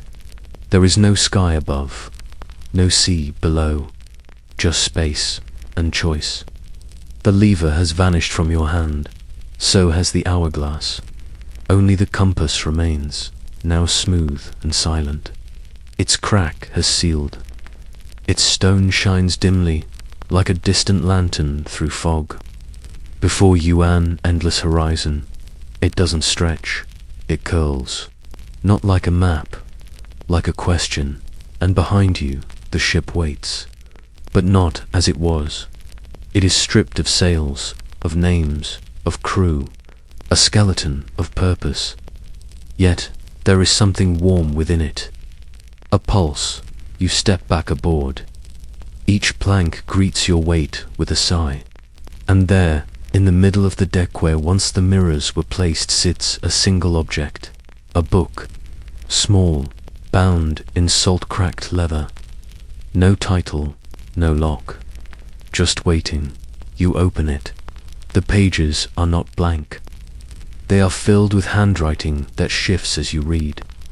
The ink does not stay still. It forms words only as your eyes seek them. This is the story of those who sailed toward forgetting, and the one who chose to remember. Each page is a version of yourself. One brave, one cruel, one silent, one kind. Some turned back, some vanished in madness. One became the sea. You closed the book. It is too much.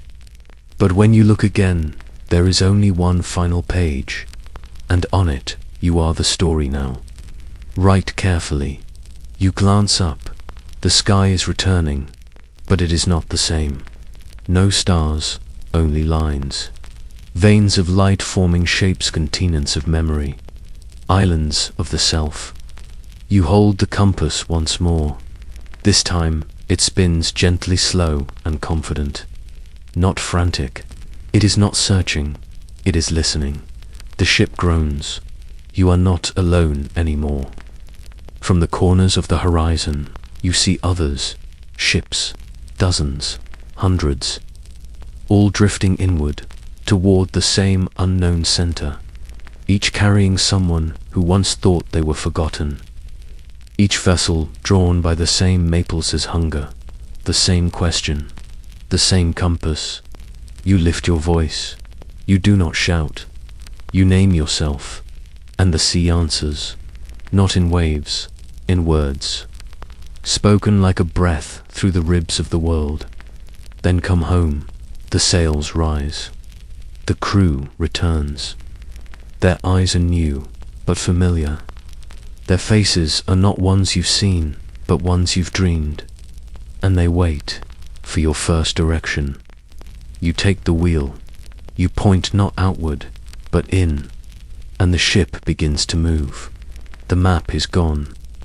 But you're not lost. You've become the thing that knows the way.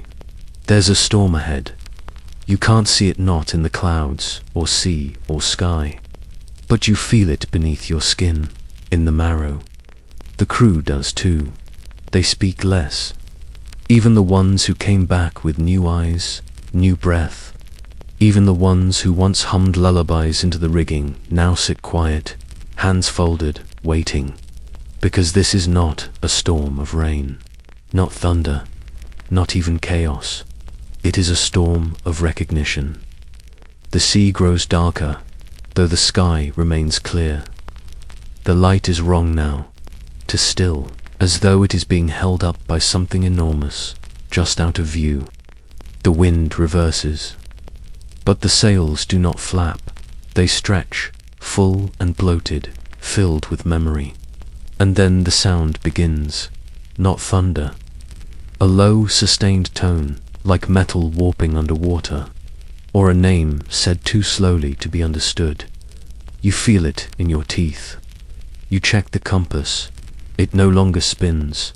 Now it leans toward the storm. The crew gathers midship, not in panic, in ceremony. They begin tying themselves to the mast. You ask why. The surgeon, voice soft, answers, "It's not to keep us aboard. It's so we don't walk into it." You understand. The storm is calling, not aloud, but personally, to each of you. Different voices, same message. Come see what you were. The sails tear without sound. The mast cracks but does not fall. Rain begins, but it's warm. Like sweat, like grief. You taste it. It's not water, it's ink. And suddenly, the ship slows. Not from resistance, from choice. It is bracing itself. You walk to the bow. The storm is there, waiting. A wall of cloud shaped like a face. Not formed by wind, formed by recognition. And in the center where an eye should be nothing. Not dark, not void, a hole. You look into it. And for the first time since the voyage began, you see yourself. Not a mirror, not a reflection. Just the shape of everything you left behind. And it is hungry. The crew cries out, not in fear, in welcome.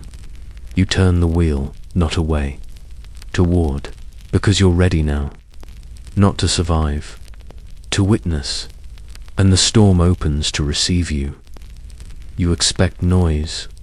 That's what storms bring, roaring winds, snapping ropes, men screaming against the pull of the sea. But this one is quiet, painfully quiet. It wraps around the ship, not with violence, but with intimacy. A hush falls so thick it bends your spine, like being in a cathedral after the sermon, where even your breath feels like a trespass. Rain doesn't fall, it ascends. Droplets rise from the deck, slow and uncertain, drifting upward into the sky's open mouth. They carry color with them bits of wood grain, pigment from old charts, flecks from your skin. The storm is stripping you, not clothing, not blood, meaning each memory begins to lighten. You try to recall your first love. Her face fades into static. You think of your brother's voice, it echoes wrong, stretched thin. Even your shame is unraveling. The storm does not devour you, it reads you. You realize this too late. The crew hangs on, some sobbing, some smiling, some whispering names that are no longer theirs. The ship's bones hum gently. You leave the wheel, it steers itself now. You descend below deck, drawn by a sound you didn't know was missing. A voice, not one of the crew, not yours, older, thicker, familiar in the way a scar is. Familiar, something healed wrong, but remembered well. It calls from the bilge, not with words, with rhythm. Your feet know the pattern. It is the same tempo as the lullaby your mother sang while brushing the dirt from your knuckles. The same rhythm the undertaker used to hammer your father's name into wood. You reach the lowest part of the ship. There is water here, but it floats. It does not touch the hull. It hangs in spheres, trembling softly, like thoughts held in the back of your throat. You step through them. They part for you. And there suspended in the center of the hold something waits. Not a god. Not a beast. Just a presence. A shape of shadow and softness. Barely there, like heat haze above a candle. It speaks, not into your ears, into your regret. You've brought me far, it says. Now I offer you stillness. You fall to your knees, not in worship, not in weakness, in recognition. You've heard this voice before, not in dreams, in choices. Every time you turned away from kindness, every time you swallowed truth for safety, every moment you almost changed. It's always been there, watching, not punishing, just recording. You whisper, "What are you?" It does not answer with facts. It answers with a feeling. The first time you lied and liked it. The last time you cried and didn't wipe the tears. The time you were seen and turned away. It offers you peace. It offers to erase the voyage, to let you go back, to live gently, to never remember the storm. You close your eyes. The ship groans above. The sails tremble. The compass in your pocket is silent. You could say yes. You could leave You could forget, or you could stand and face the voice that has always waited.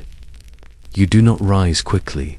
You rise like a man returning to his own body after years of living in someone else's dream. Your legs ache, not from fatigue, from use, real use. The kind that happens when you finally stop running from your weight.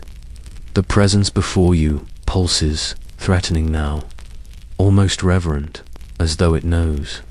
You are choosing, you speak. Your voice cracks, but holds. I remember 3 words. That's all, but the shape flinches. Not from anger, from grief. The water around you begins to still. No longer drifting, now listening. You place your hand on your chest, feel it your heartbeat, steady, insistent. You press your palm to the wooden beam beside you. It vibrates with recognition. You look at the shape. You've been here longer than me. It shifts, uncertain, a question without punctuation. But I was you say. Every time I turned away, it softens. You are not accusing it. You are accepting it. This storm is not punishment. It is witness, a record of all you could have become. And it wants one thing from you, completion, not surrender, not escape, just. The rest of the sentence, you walk toward it. Each step draws heat from your body. Memories flash like lightning. A coin flipped that changed everything. A name you whispered only once. The map you burned because it showed you the truth. You take a final step. You and the presence are face to face now. Or would be if it had a face. But it does not need one. You see yourself in its shape. The you that was frightened. The you that wanted safety. The you that said maybe later until the world stopped waiting. You embrace it, not with arms, with allowance, and it exhales. A deep, wet, ancient sound, as if a story too long held has finally found an ending. The storm above shudders. The deck cracks, not from damage, from release. You climb slowly back up the ladder. Above, the sky is dissolving, not clearing, not departing. Just no longer needed. The ship floats in light that is not light. Your crew stares silently. Some smile, some weep. The sails catch air again, but not wind, memory, and it moves you forward. You reach into your pocket. The compass has vanished. In its place, a seed, warm, heavy, waiting.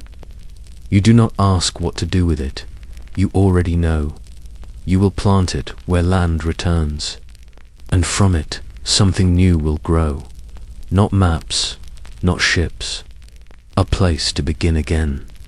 Land appears before anyone says the word. It isn't sighted, it's felt. The horizon doesn't rise. The ship doesn't slow. It simply begins to rest. Like a long-held breath let out between sentences, you stand at the bow. Not because it's tradition, because it's time. The air is soft now, thick with the scent of something you haven't known since you were a child. Earth, not soil, not dirt, but the memory of it. You remember running barefoot over pine roots, the way moss once felt like velvet beneath your fingers. The way your father warned you about snakes, and you didn't listen. You remember warmth without fear, and in that moment, you realize the storm never left you. It followed you in, not as punishment, as proof. The crew begins to disembark, quietly, without ritual, no cheers, no songs, no oaths. They step off the ship and vanish not into the woods, or into buildings, into selves. The surgeon steps down and becomes a teacher. The carpenter kneels to kiss the ground and rises a poet. The cook becomes a child again, racing toward a house that hasn't stood for decades. each one shedding the voyage like a skin. You remain aboard, watching, because something is still not done. The compass may be gone, but the seed remains. You take it from your pocket. It hums softly. You carry it to the center of the deck, where the mast once stood, where the mirrors once reflected your refusal to change. You kneel and you plant it, not in soil, in wood. The deck accepts it without question. The grain curls around it, and the hum deepens. The ship is breathing, not sailing, becoming. You step back. Already, from the place you buried it, something grows. Not a tree, not a vine, something unnameable, twisting upward, shaped like truth. It is not green, it is not alive, but it remembers life, and that is enough. The ship shudders. One final exhale, and then it, too, begins to vanish. Not sink, return. You step off just as the last of the rail dissolves into mist. Behind you, no wreckage, no wake, no proof, only shoreline, and ahead, a field, untouched. Waiting, you do not rush toward it. You walk slowly, one foot in front of the other. The storm above is gone, but the sky remembers you. It holds your shape just a moment longer, then lets go. There are no farewells. No one waves from the deck. No one shouts over the roar of gulls, because there are no gulls, and the ship is gone. Only the wind remains, carrying something that isn't quite sound. A whisper, a hum. No, just the feeling of something finishing, like the final note of a song that never needed to end, but did. You stand at the edge of the shore. Your boots sink slightly into the damp, root-woven earth. The smell of salt lingers in your hair, but the water does not reach for you. Not anymore. You wonder how long you were gone.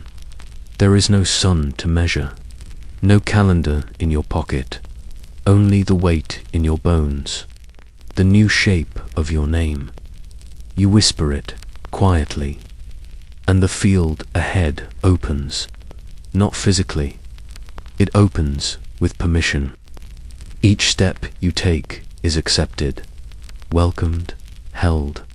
Grass folds gently underfoot. Birds return, not loud, just present. You walk until you reach a clearing. A tree stands at its center, not tall, not wide, but exact. Its bark is ink. Its branches curve in quiet spirals, and hanging from one branch, swaying ever so slightly, a lantern, warm, dim, waiting. You sit beneath the tree. You do not weep, not because you are strong, because you are allowed. You reach into your coat. There's something new there, a book. You didn't place it, but you recognize it.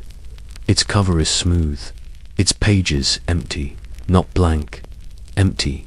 You take the quill tucked behind your ear, the one you've carried since the cartographer left his desk.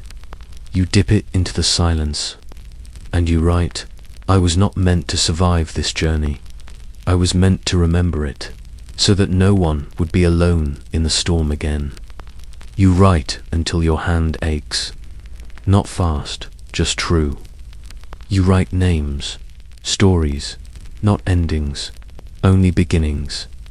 Each line you place into the world becomes part of the wind, and soon others will hear it. Not all, only the ones who are drifting, lonely, tired, at the edge of something they don't understand. They'll hear your voice, and they'll know someone made it back. You close the book. The lantern flickers once. The sky darkens with sleep, and the sea, far behind you now, exhales, not calling you back, just saying goodbye. You stay by the tree for a long time, not because you need rest, because for the first time you are allowed to rest. The wind no longer whispers riddles. The shadows do not twist when you turn your head. Even your thoughts are quieter, somehow like house guests who've taken off their shoes. The lantern above you swings gently, not from wind, from memory. It casts a pool of amber light that smells faintly of cinnamon and rain. And then, on the third morning, or what feels like morning, something strange happens. You wake to the sound of wood, not cracking, not creaking, building. A few paces from the tree, there is now a wall, rough beams lashed together with old rope, fresh thatch stacked neatly beside it. You step closer. There are no tools, no workers. But each time you look away, another piece has appeared. A floor beam, a window frame, a single curved chair beside where the door will be. You don't question it. By now, you've learned. Some things build themselves only after you've been broken enough to deserve shelter. You sit in the chair. It fits. Not just your body, your story. That night, as the sky softens into twilight, the house is finished. It is not large. One room. A roof that slopes like a yawn.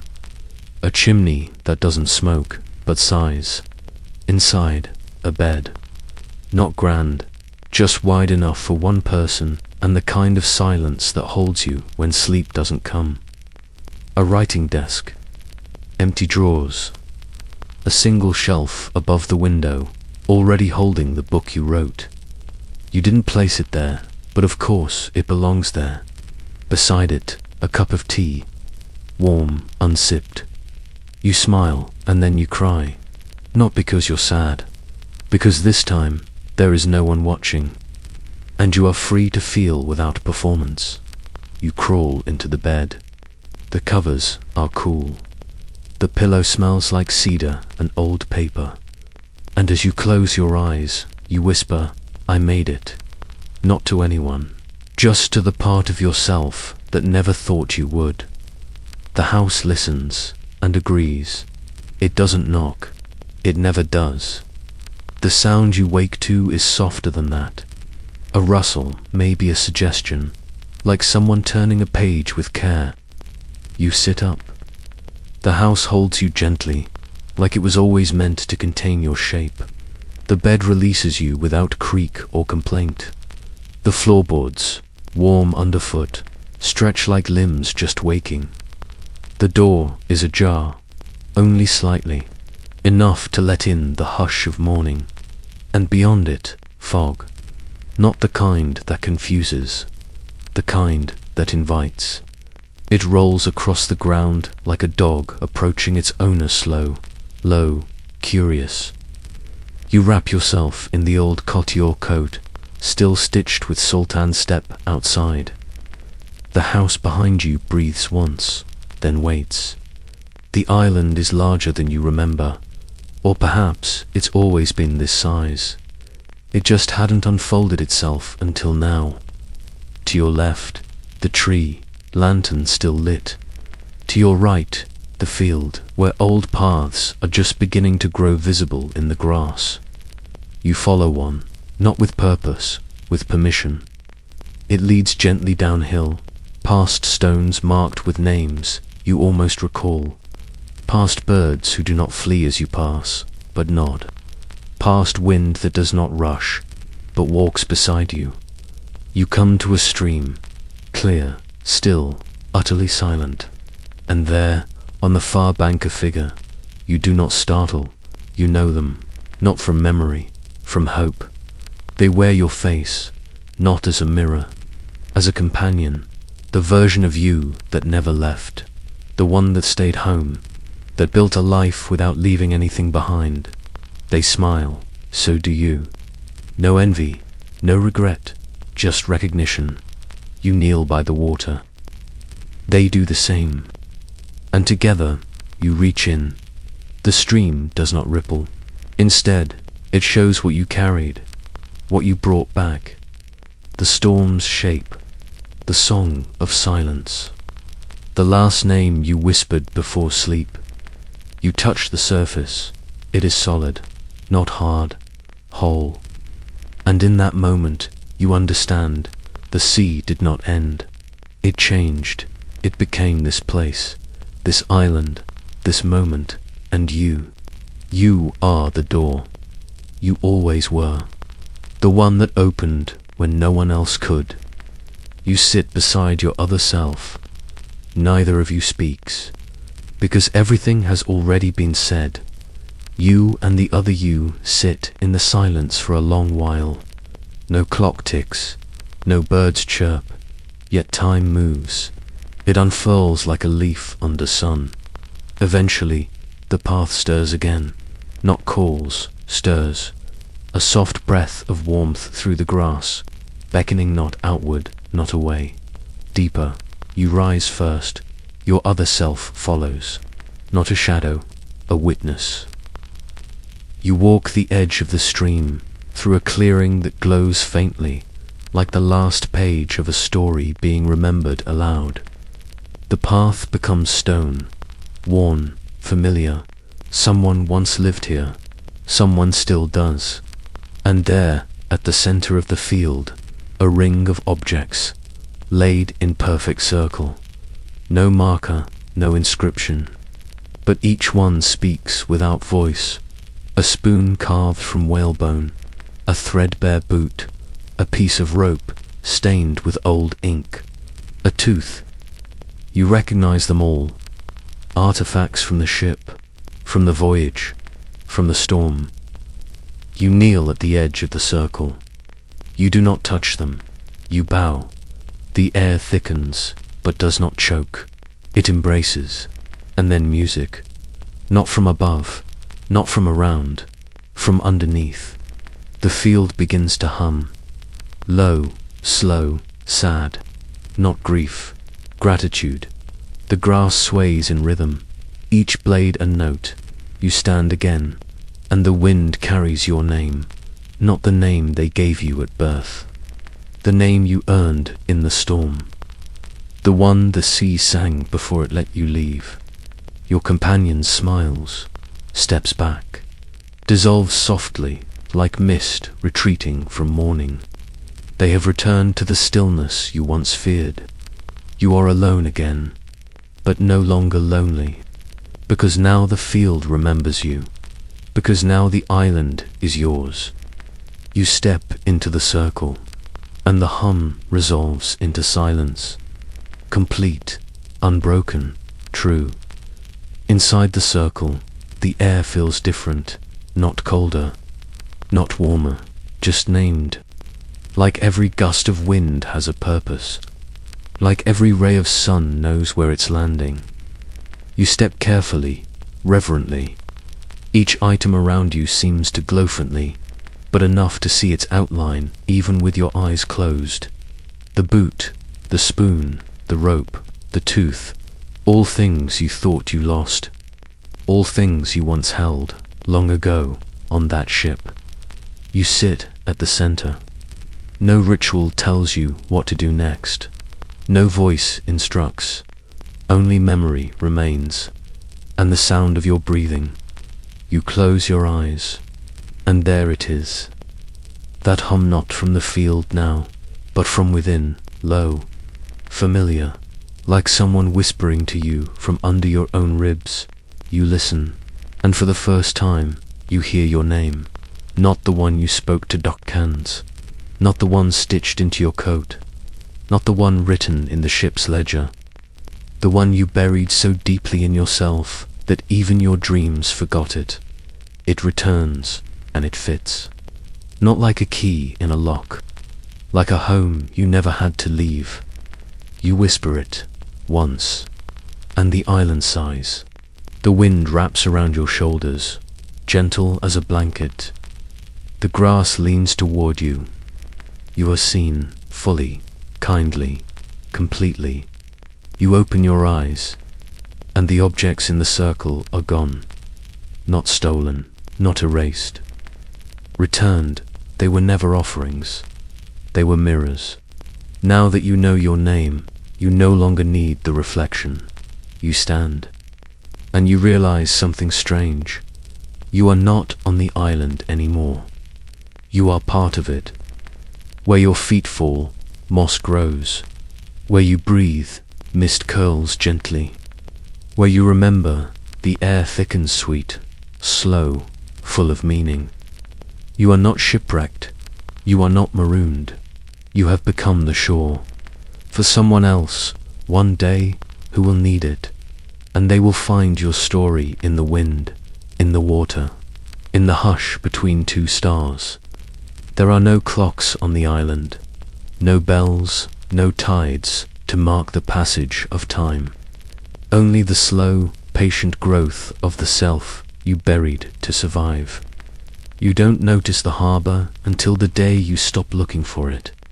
It doesn't appear. It remembers itself into place. The water curls there tucked into the curve of the land like a held breath. No ships dock there yet, but you feel the pull. Not from the sea, from someone else. Far off, across the horizon, someone has begun to sail. They are not brave, they are not ready, but they are seeking, and that is enough. You rise from the bed you no longer need. The house is still there smaller now, like it's already passed into memory. You walk the path you made by walking it, through the trees, past the stream, to the edge of the land. And there, on the dock, a lantern, new but not unfamiliar. Its flame flickers slowly, like a heartbeat just beginning to find rhythm. You lift it and place it at the end of the dock. Not high, not hidden, just there. The light does not call, it welcomes, it says, "There's room for you here." You sit at the edge. The ocean breathes below. Somewhere out there, someone is seeing the first storm clouds. Someone is folding their first map. Someone is hearing a voice they can't explain, and they will need what you made. Not a lighthouse, a home. You do not wait for them. You just make the space. And when they come, and they will, you will meet them not with instruction, but with understanding. And the only words that ever mattered: "It's late, I know, but I'm glad you're here. You made it. You're safe now. Rest," and they will. Because someone did it first. Because you did. Because the sea gave you back. And you chose not to forget. You find the box behind the tree, buried shallow, as if it didn't want to stay hidden. Its lid is simple wood bound in fraying rope. No lock, no seal, only dust, and the faint scent of ink that never dried. You open it, inside letters, hundreds of them, some on parchment, some scratched onto sailcloth, or carved into thin slats of driftwood, not addressed to anyone, not signed. You lift the top one. Its folds are worn smooth from countless rereads. You unfold it carefully. The writing is small, hesitant, pressed so lightly into the paper you have to tilt it toward the sun to make sense of it. I thought I was going to die on the second night. The wind had teeth, and the captain was praying too loud. I bit down on my own tongue to stop myself from screaming. I bled for hours and never told a soul. I just didn't want to scare the boy in the hammock beside me. You press the page to your chest. It's still warm. The next letter is shorter. If you find this, no, I didn't forget her. I only stopped saying her name because the sea took my voice. Another, I loved the cook. Not in the way men are allowed to say, but I loved him. Another, sometimes I think the rats were the only ones who listened. Another, I am sorry, I am sorry, I am sorry, and another. There was a night I almost stepped off the ship, not to drown, to go home. But there was no home left. You stop counting. You stop reading. Not because you can't, because you understand. These were never meant to be sent. They were meant to be kept. Like a lantern you carry unlit, just in case the darkness comes back. You tuck the letters back into the box.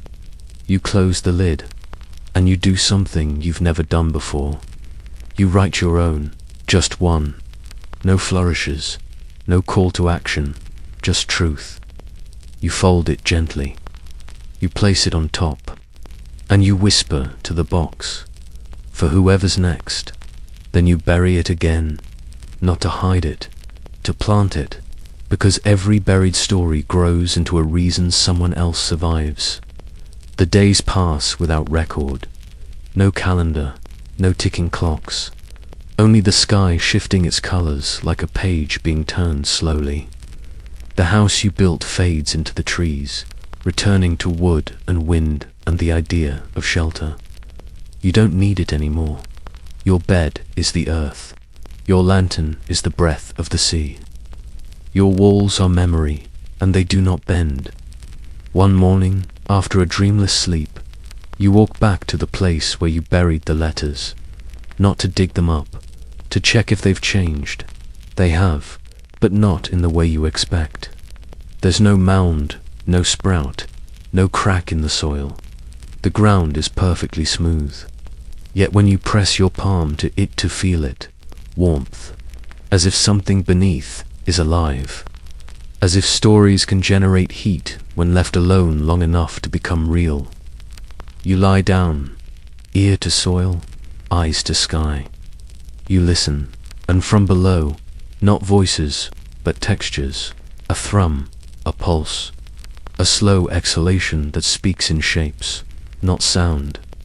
It says, "We are here, all of us." Still, you smile. The wind carries your hair gently across your face. Somewhere in the branches above, a bird tries out its voice. The first in days, you sit up, and that's when you see it. Across the field, a figure, not far, not near, just arriving, clothes torn by weather, eyes scanning everything like a person who didn't expect the world to still be here. You stand, you do not rush, you do not wave, you wait. When they reach you, they say nothing at first, only fall to their knees. Their hands dig not frantic, but knowing, right where the letters were buried. Their fingers brush the soil and they weep, and you kneel beside them, not to explain, just to be. You hand them the quill, and they begin to write. You do not read over their shoulder.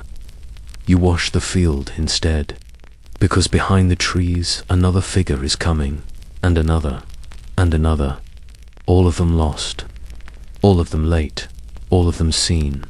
They do not speak at first. The ones who come, they arrive like ghosts unsure of their shape, each with eyes that flicker between hunger and disbelief, each with steps that hesitate, as if the ground might vanish beneath them. You greet them one by one, not with names, with acknowledgement, a nod, a hand extended, a place to sit that isn't the ground. You offer no sermons, no explanations, no versions of the truth, just the box, the same one you buried, the one that always returns when needed. Each new arrival adds to it, a torn photograph, a string of beads, a note scrawled on the back of a ration slip. I didn't mean to survive, but I did. You watch the pile grow, not heavy, whole. Someone builds a bench. Someone else finds driftwood and makes a circle around the clearing, not to keep people in, to keep fear out. The earth feels different now, as if it's listening better, or maybe it always was. Maybe you can only hear it when your voice stops trying to explain the storm. They begin to speak again, quietly, carefully, like animals learning their own language back after years in cages. One says, "I don't remember the name of the man I buried." Another says, "The stars lied. They said I'd find peace out there." Another, "I wasn't supposed to be the one who made it." And no one argues. No one corrects, because here, stories are not corrected. They are collected. Each voice becomes part of the air. Each sentence builds something stronger than walls. A community, yes, but more than that, a language of survival. You see it happen slowly, the way someone touches their chest when they speak of the ship, the way they draw their stories into the dirt and someone else finishes the line, the way they stay even though the sea still calls. The sea will always call, but now they have something it can't offer, a place to be found. You walk to the edge of the circle, you look out at the woods, at the paths beyond, and you whisper not to the people here, to the ones still drifting, you're not too late. Then you walk back and sit and listen, because this island is not just shelter now, it is story. There is no ceremony, no final chapter, no trumpet that signals now we're safe. But one morning you wake up and something's changed. Not in the sky, not in the ground, in you. The ache that used to sit in your chest like a stone, it's softened. Still there, still you, but not as weight, as root. You sit by the fire, not to warm your hands, to remember others are there too. Some writing, some singing, some simply sitting in silence, eyes closed, faces turned to the kind of wind that doesn't carry salt, the kind that carries arrival. Someone asks you, gently, will you tell the story again? You nod, not because they need it, because you do. You begin, not with once upon a time, but with a sigh, the kind that only comes from having made it through. You speak of the ship, the storm, the compass that cracked, the captain who vanished. You speak of the mirrors, the hourglass, the stare made of memory. You speak of silence, and the face in the mist, and the moment the sea said your name. And when you finish, no one claps. They just lean in. They rest their heads on shoulders not their own. They close their eyes, and you know they were there too, not on your voyage, on theirs, and somehow all your storms knew each other. All your maps shared a margin. The fire crackles. You stare into it, and for a moment you think you see the compass again. But it's not stone anymore. It's a seed, and it's already planted. Someone stands. A young woman with sailor's boots and priest's eyes. She clears her throat and begins a story of her own. One you've never heard, one she's never told. And you listen. Because this place is not for endings. It's for what begins after the ending. Evening comes gently now, not as a warning, as a welcome. The sky folds in on itself like a page being turned by a tired hand. The colors stretch long, purple into blue, then into a black that doesn't frighten anymore. You walk alone, not away, just to the edge of the woods, of the island, of the silence that once held you hostage, and now simply holds you. You carry the lantern. It's yours now. Not because you earned it, because you carried it. And that's all anyone was ever asked to do. It swings at your side, casting shadows that do not chase you, just accompany. At the shoreline, you pause. The sea is still out there, still restless, still full of teeth and questions. But you are not afraid of it anymore. You know its names, and you've spoken yours back. You kneel, not to pray, to offer. You place the lantern in the sand, just where the waves kiss the shore, but never pull away. You light it, not because someone is watching, because someone will be. Someone far from here, in a storm of their own. A hand clenched around a broken compass. A mouth full of salt and regret. A map they can't read because it was never meant for the living. They'll see your lantern, and maybe they won't turn back. But they'll aim better. And maybe, just maybe, they'll survive long enough to find the island. You rise. You don't look back. You walk into the forest that was never dangerous, just misunderstood. You find your place by the fire, and as the wind shifts, as the stars lean in, as the island breathes, you speak the words that have always been waiting. Let me tell you a story. And the night listens, because it knows you made it, and you lit the way. There is parchment waiting for you, not clean, not new, softened by time, the kind of paper that curls at the corners and smells faintly of ash and honey. You find it on your desk, the desk you didn't build, but which knew you were coming. Beside it, a quill still wet, still listening. You do not sit immediately. You stare down at the page. There is already something on it. Not ink, lines, delicate, shifting like veins under skin. They move as you breathe. They are not showing you the world. They are showing you the paths you took, the turns you missed, the places you circled too many times. There's the storm, in swirls of sharp charcoal and sudden dips. There's the captain's quarters, drawn as a spiral with no end. There's the hourglass, etched into the very spine of the page, tilted just slightly, as if mid-fall, and there, just there, near the bottom, a shape. The island, your island, drawn not as land, drawn as a pulse. It beats, once, twice, then stills. The map is not meant for others, not for sailors, not for historians. It is a mirror. You sit. The chair sighs beneath you, familiar as an old friend. You lift the quill, and for a long time you don't write. You trace. Your fingers move over the map, not correcting, not editing, just remembering. You follow the line back to where it began, and you find something strange. It didn't begin at sea, not even on land. It began in a room like this one, a desk, a story, a question asked in the dark, and the quiet need to know. You lean back. You realize there is no map to leave behind, because you were the map.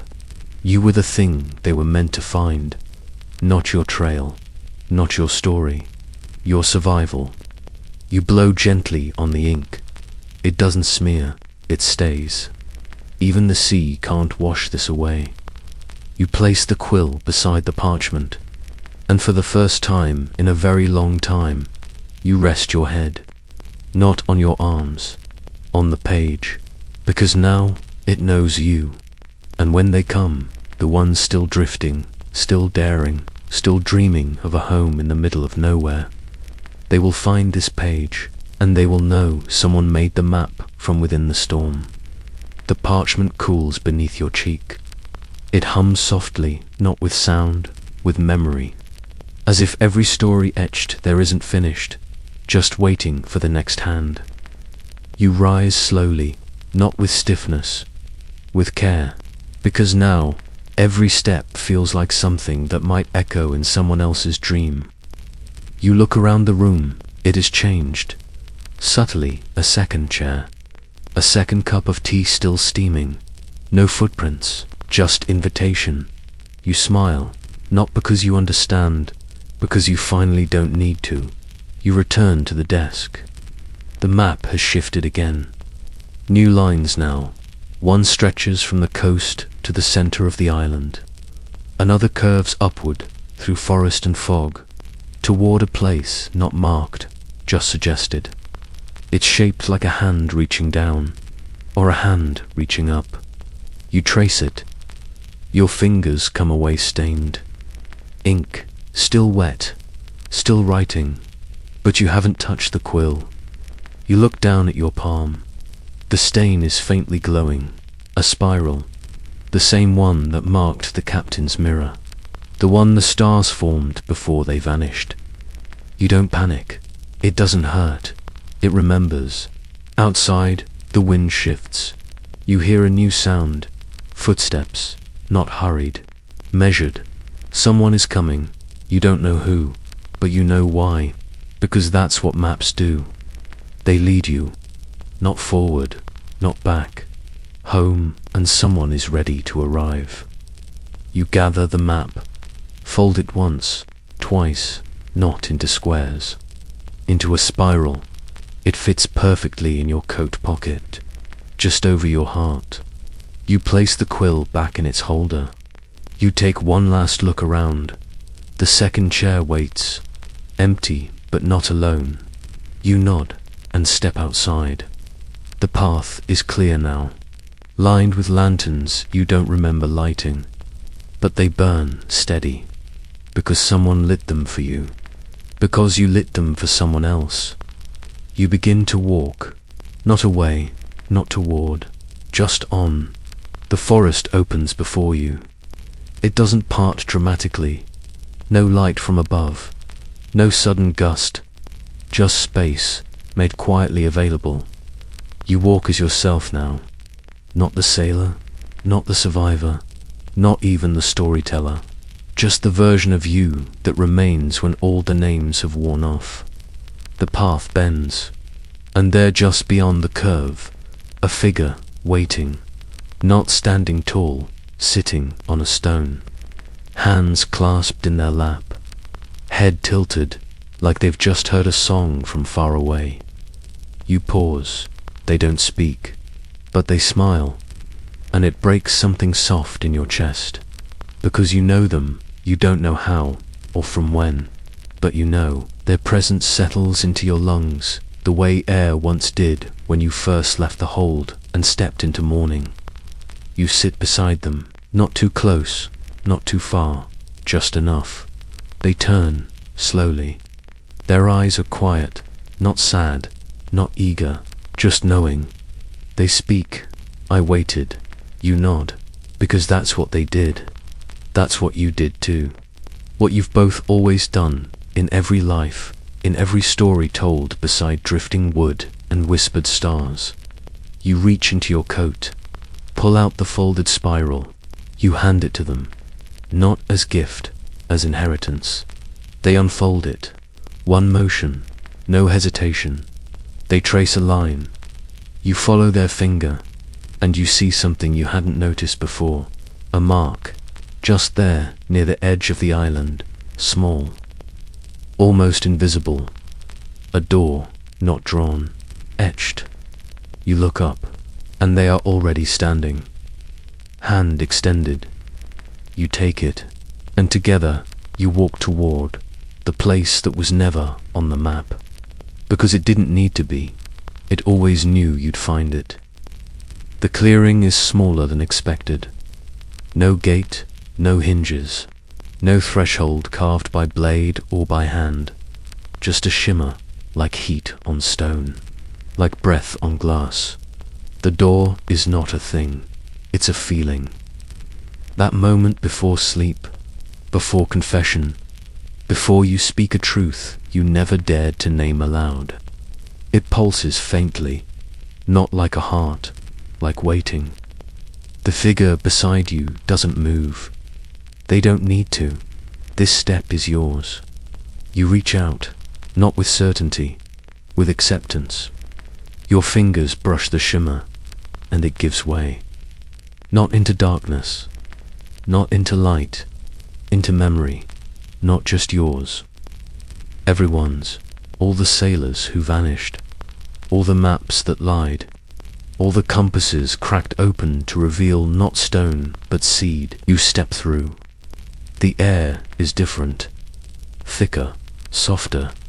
It smells like the first morning after a storm, like paper that's just been written on, like the skin of someone who waited for you.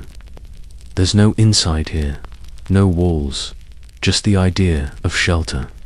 You are held, and in that space, beyond the edge of the world, you finally hear it. The voice that was never the sea's, the one beneath the sea, beneath the silence, beneath the storm, beneath you, it says, "Well done." You don't reply. You don't need to, because the voice wasn't seeking conversation. It was marking arrival. You sit. There is nothing to do, nothing to fix, nothing to tell. Only this. You made it. You left a map. You lit the lantern. You told the story. And now someone else will come through the door, and they will find you not as a guide, but as a presence, waiting. Time does not end here. It simply loosens. You sit with your hands in your lap, listening to the hush. Not empty, not cold. Just full in a way no language can hold. There are no clocks, no stars, no breath but your own. And even that begins to quiet. The shimmer behind you closes not shut, just sealed. Like a letter, not to be reopened, like a promise, finally kept. You are alone, but not lonely, because this is not exile. It is the final line of a poem, and the poem was your voyage, the ship, the crew, the loss, the returning. The story told in salt and ink, in storm and silence, in grief that curled inward and bloomed into understanding. You look down, your coat is gone, so is the map. They've returned to those who need them. You touch your chest, where the spiral once pulsed, a warmth remains, faint, steady, forever. You close your eyes, and from the silence, a voice, yours, older, wiser, just a whisper, spoken not to the world, but to the next soul drifting in the dark. It's late, I know, but I'm glad you're here. Dim the lights. Set the map down, you don't need it anymore. And then stillness, not a door closing, a breath held, the last one before sleep takes you. And in that quiet, a lantern flickers, far away, closer than ever. Thank you for sailing through this story with me.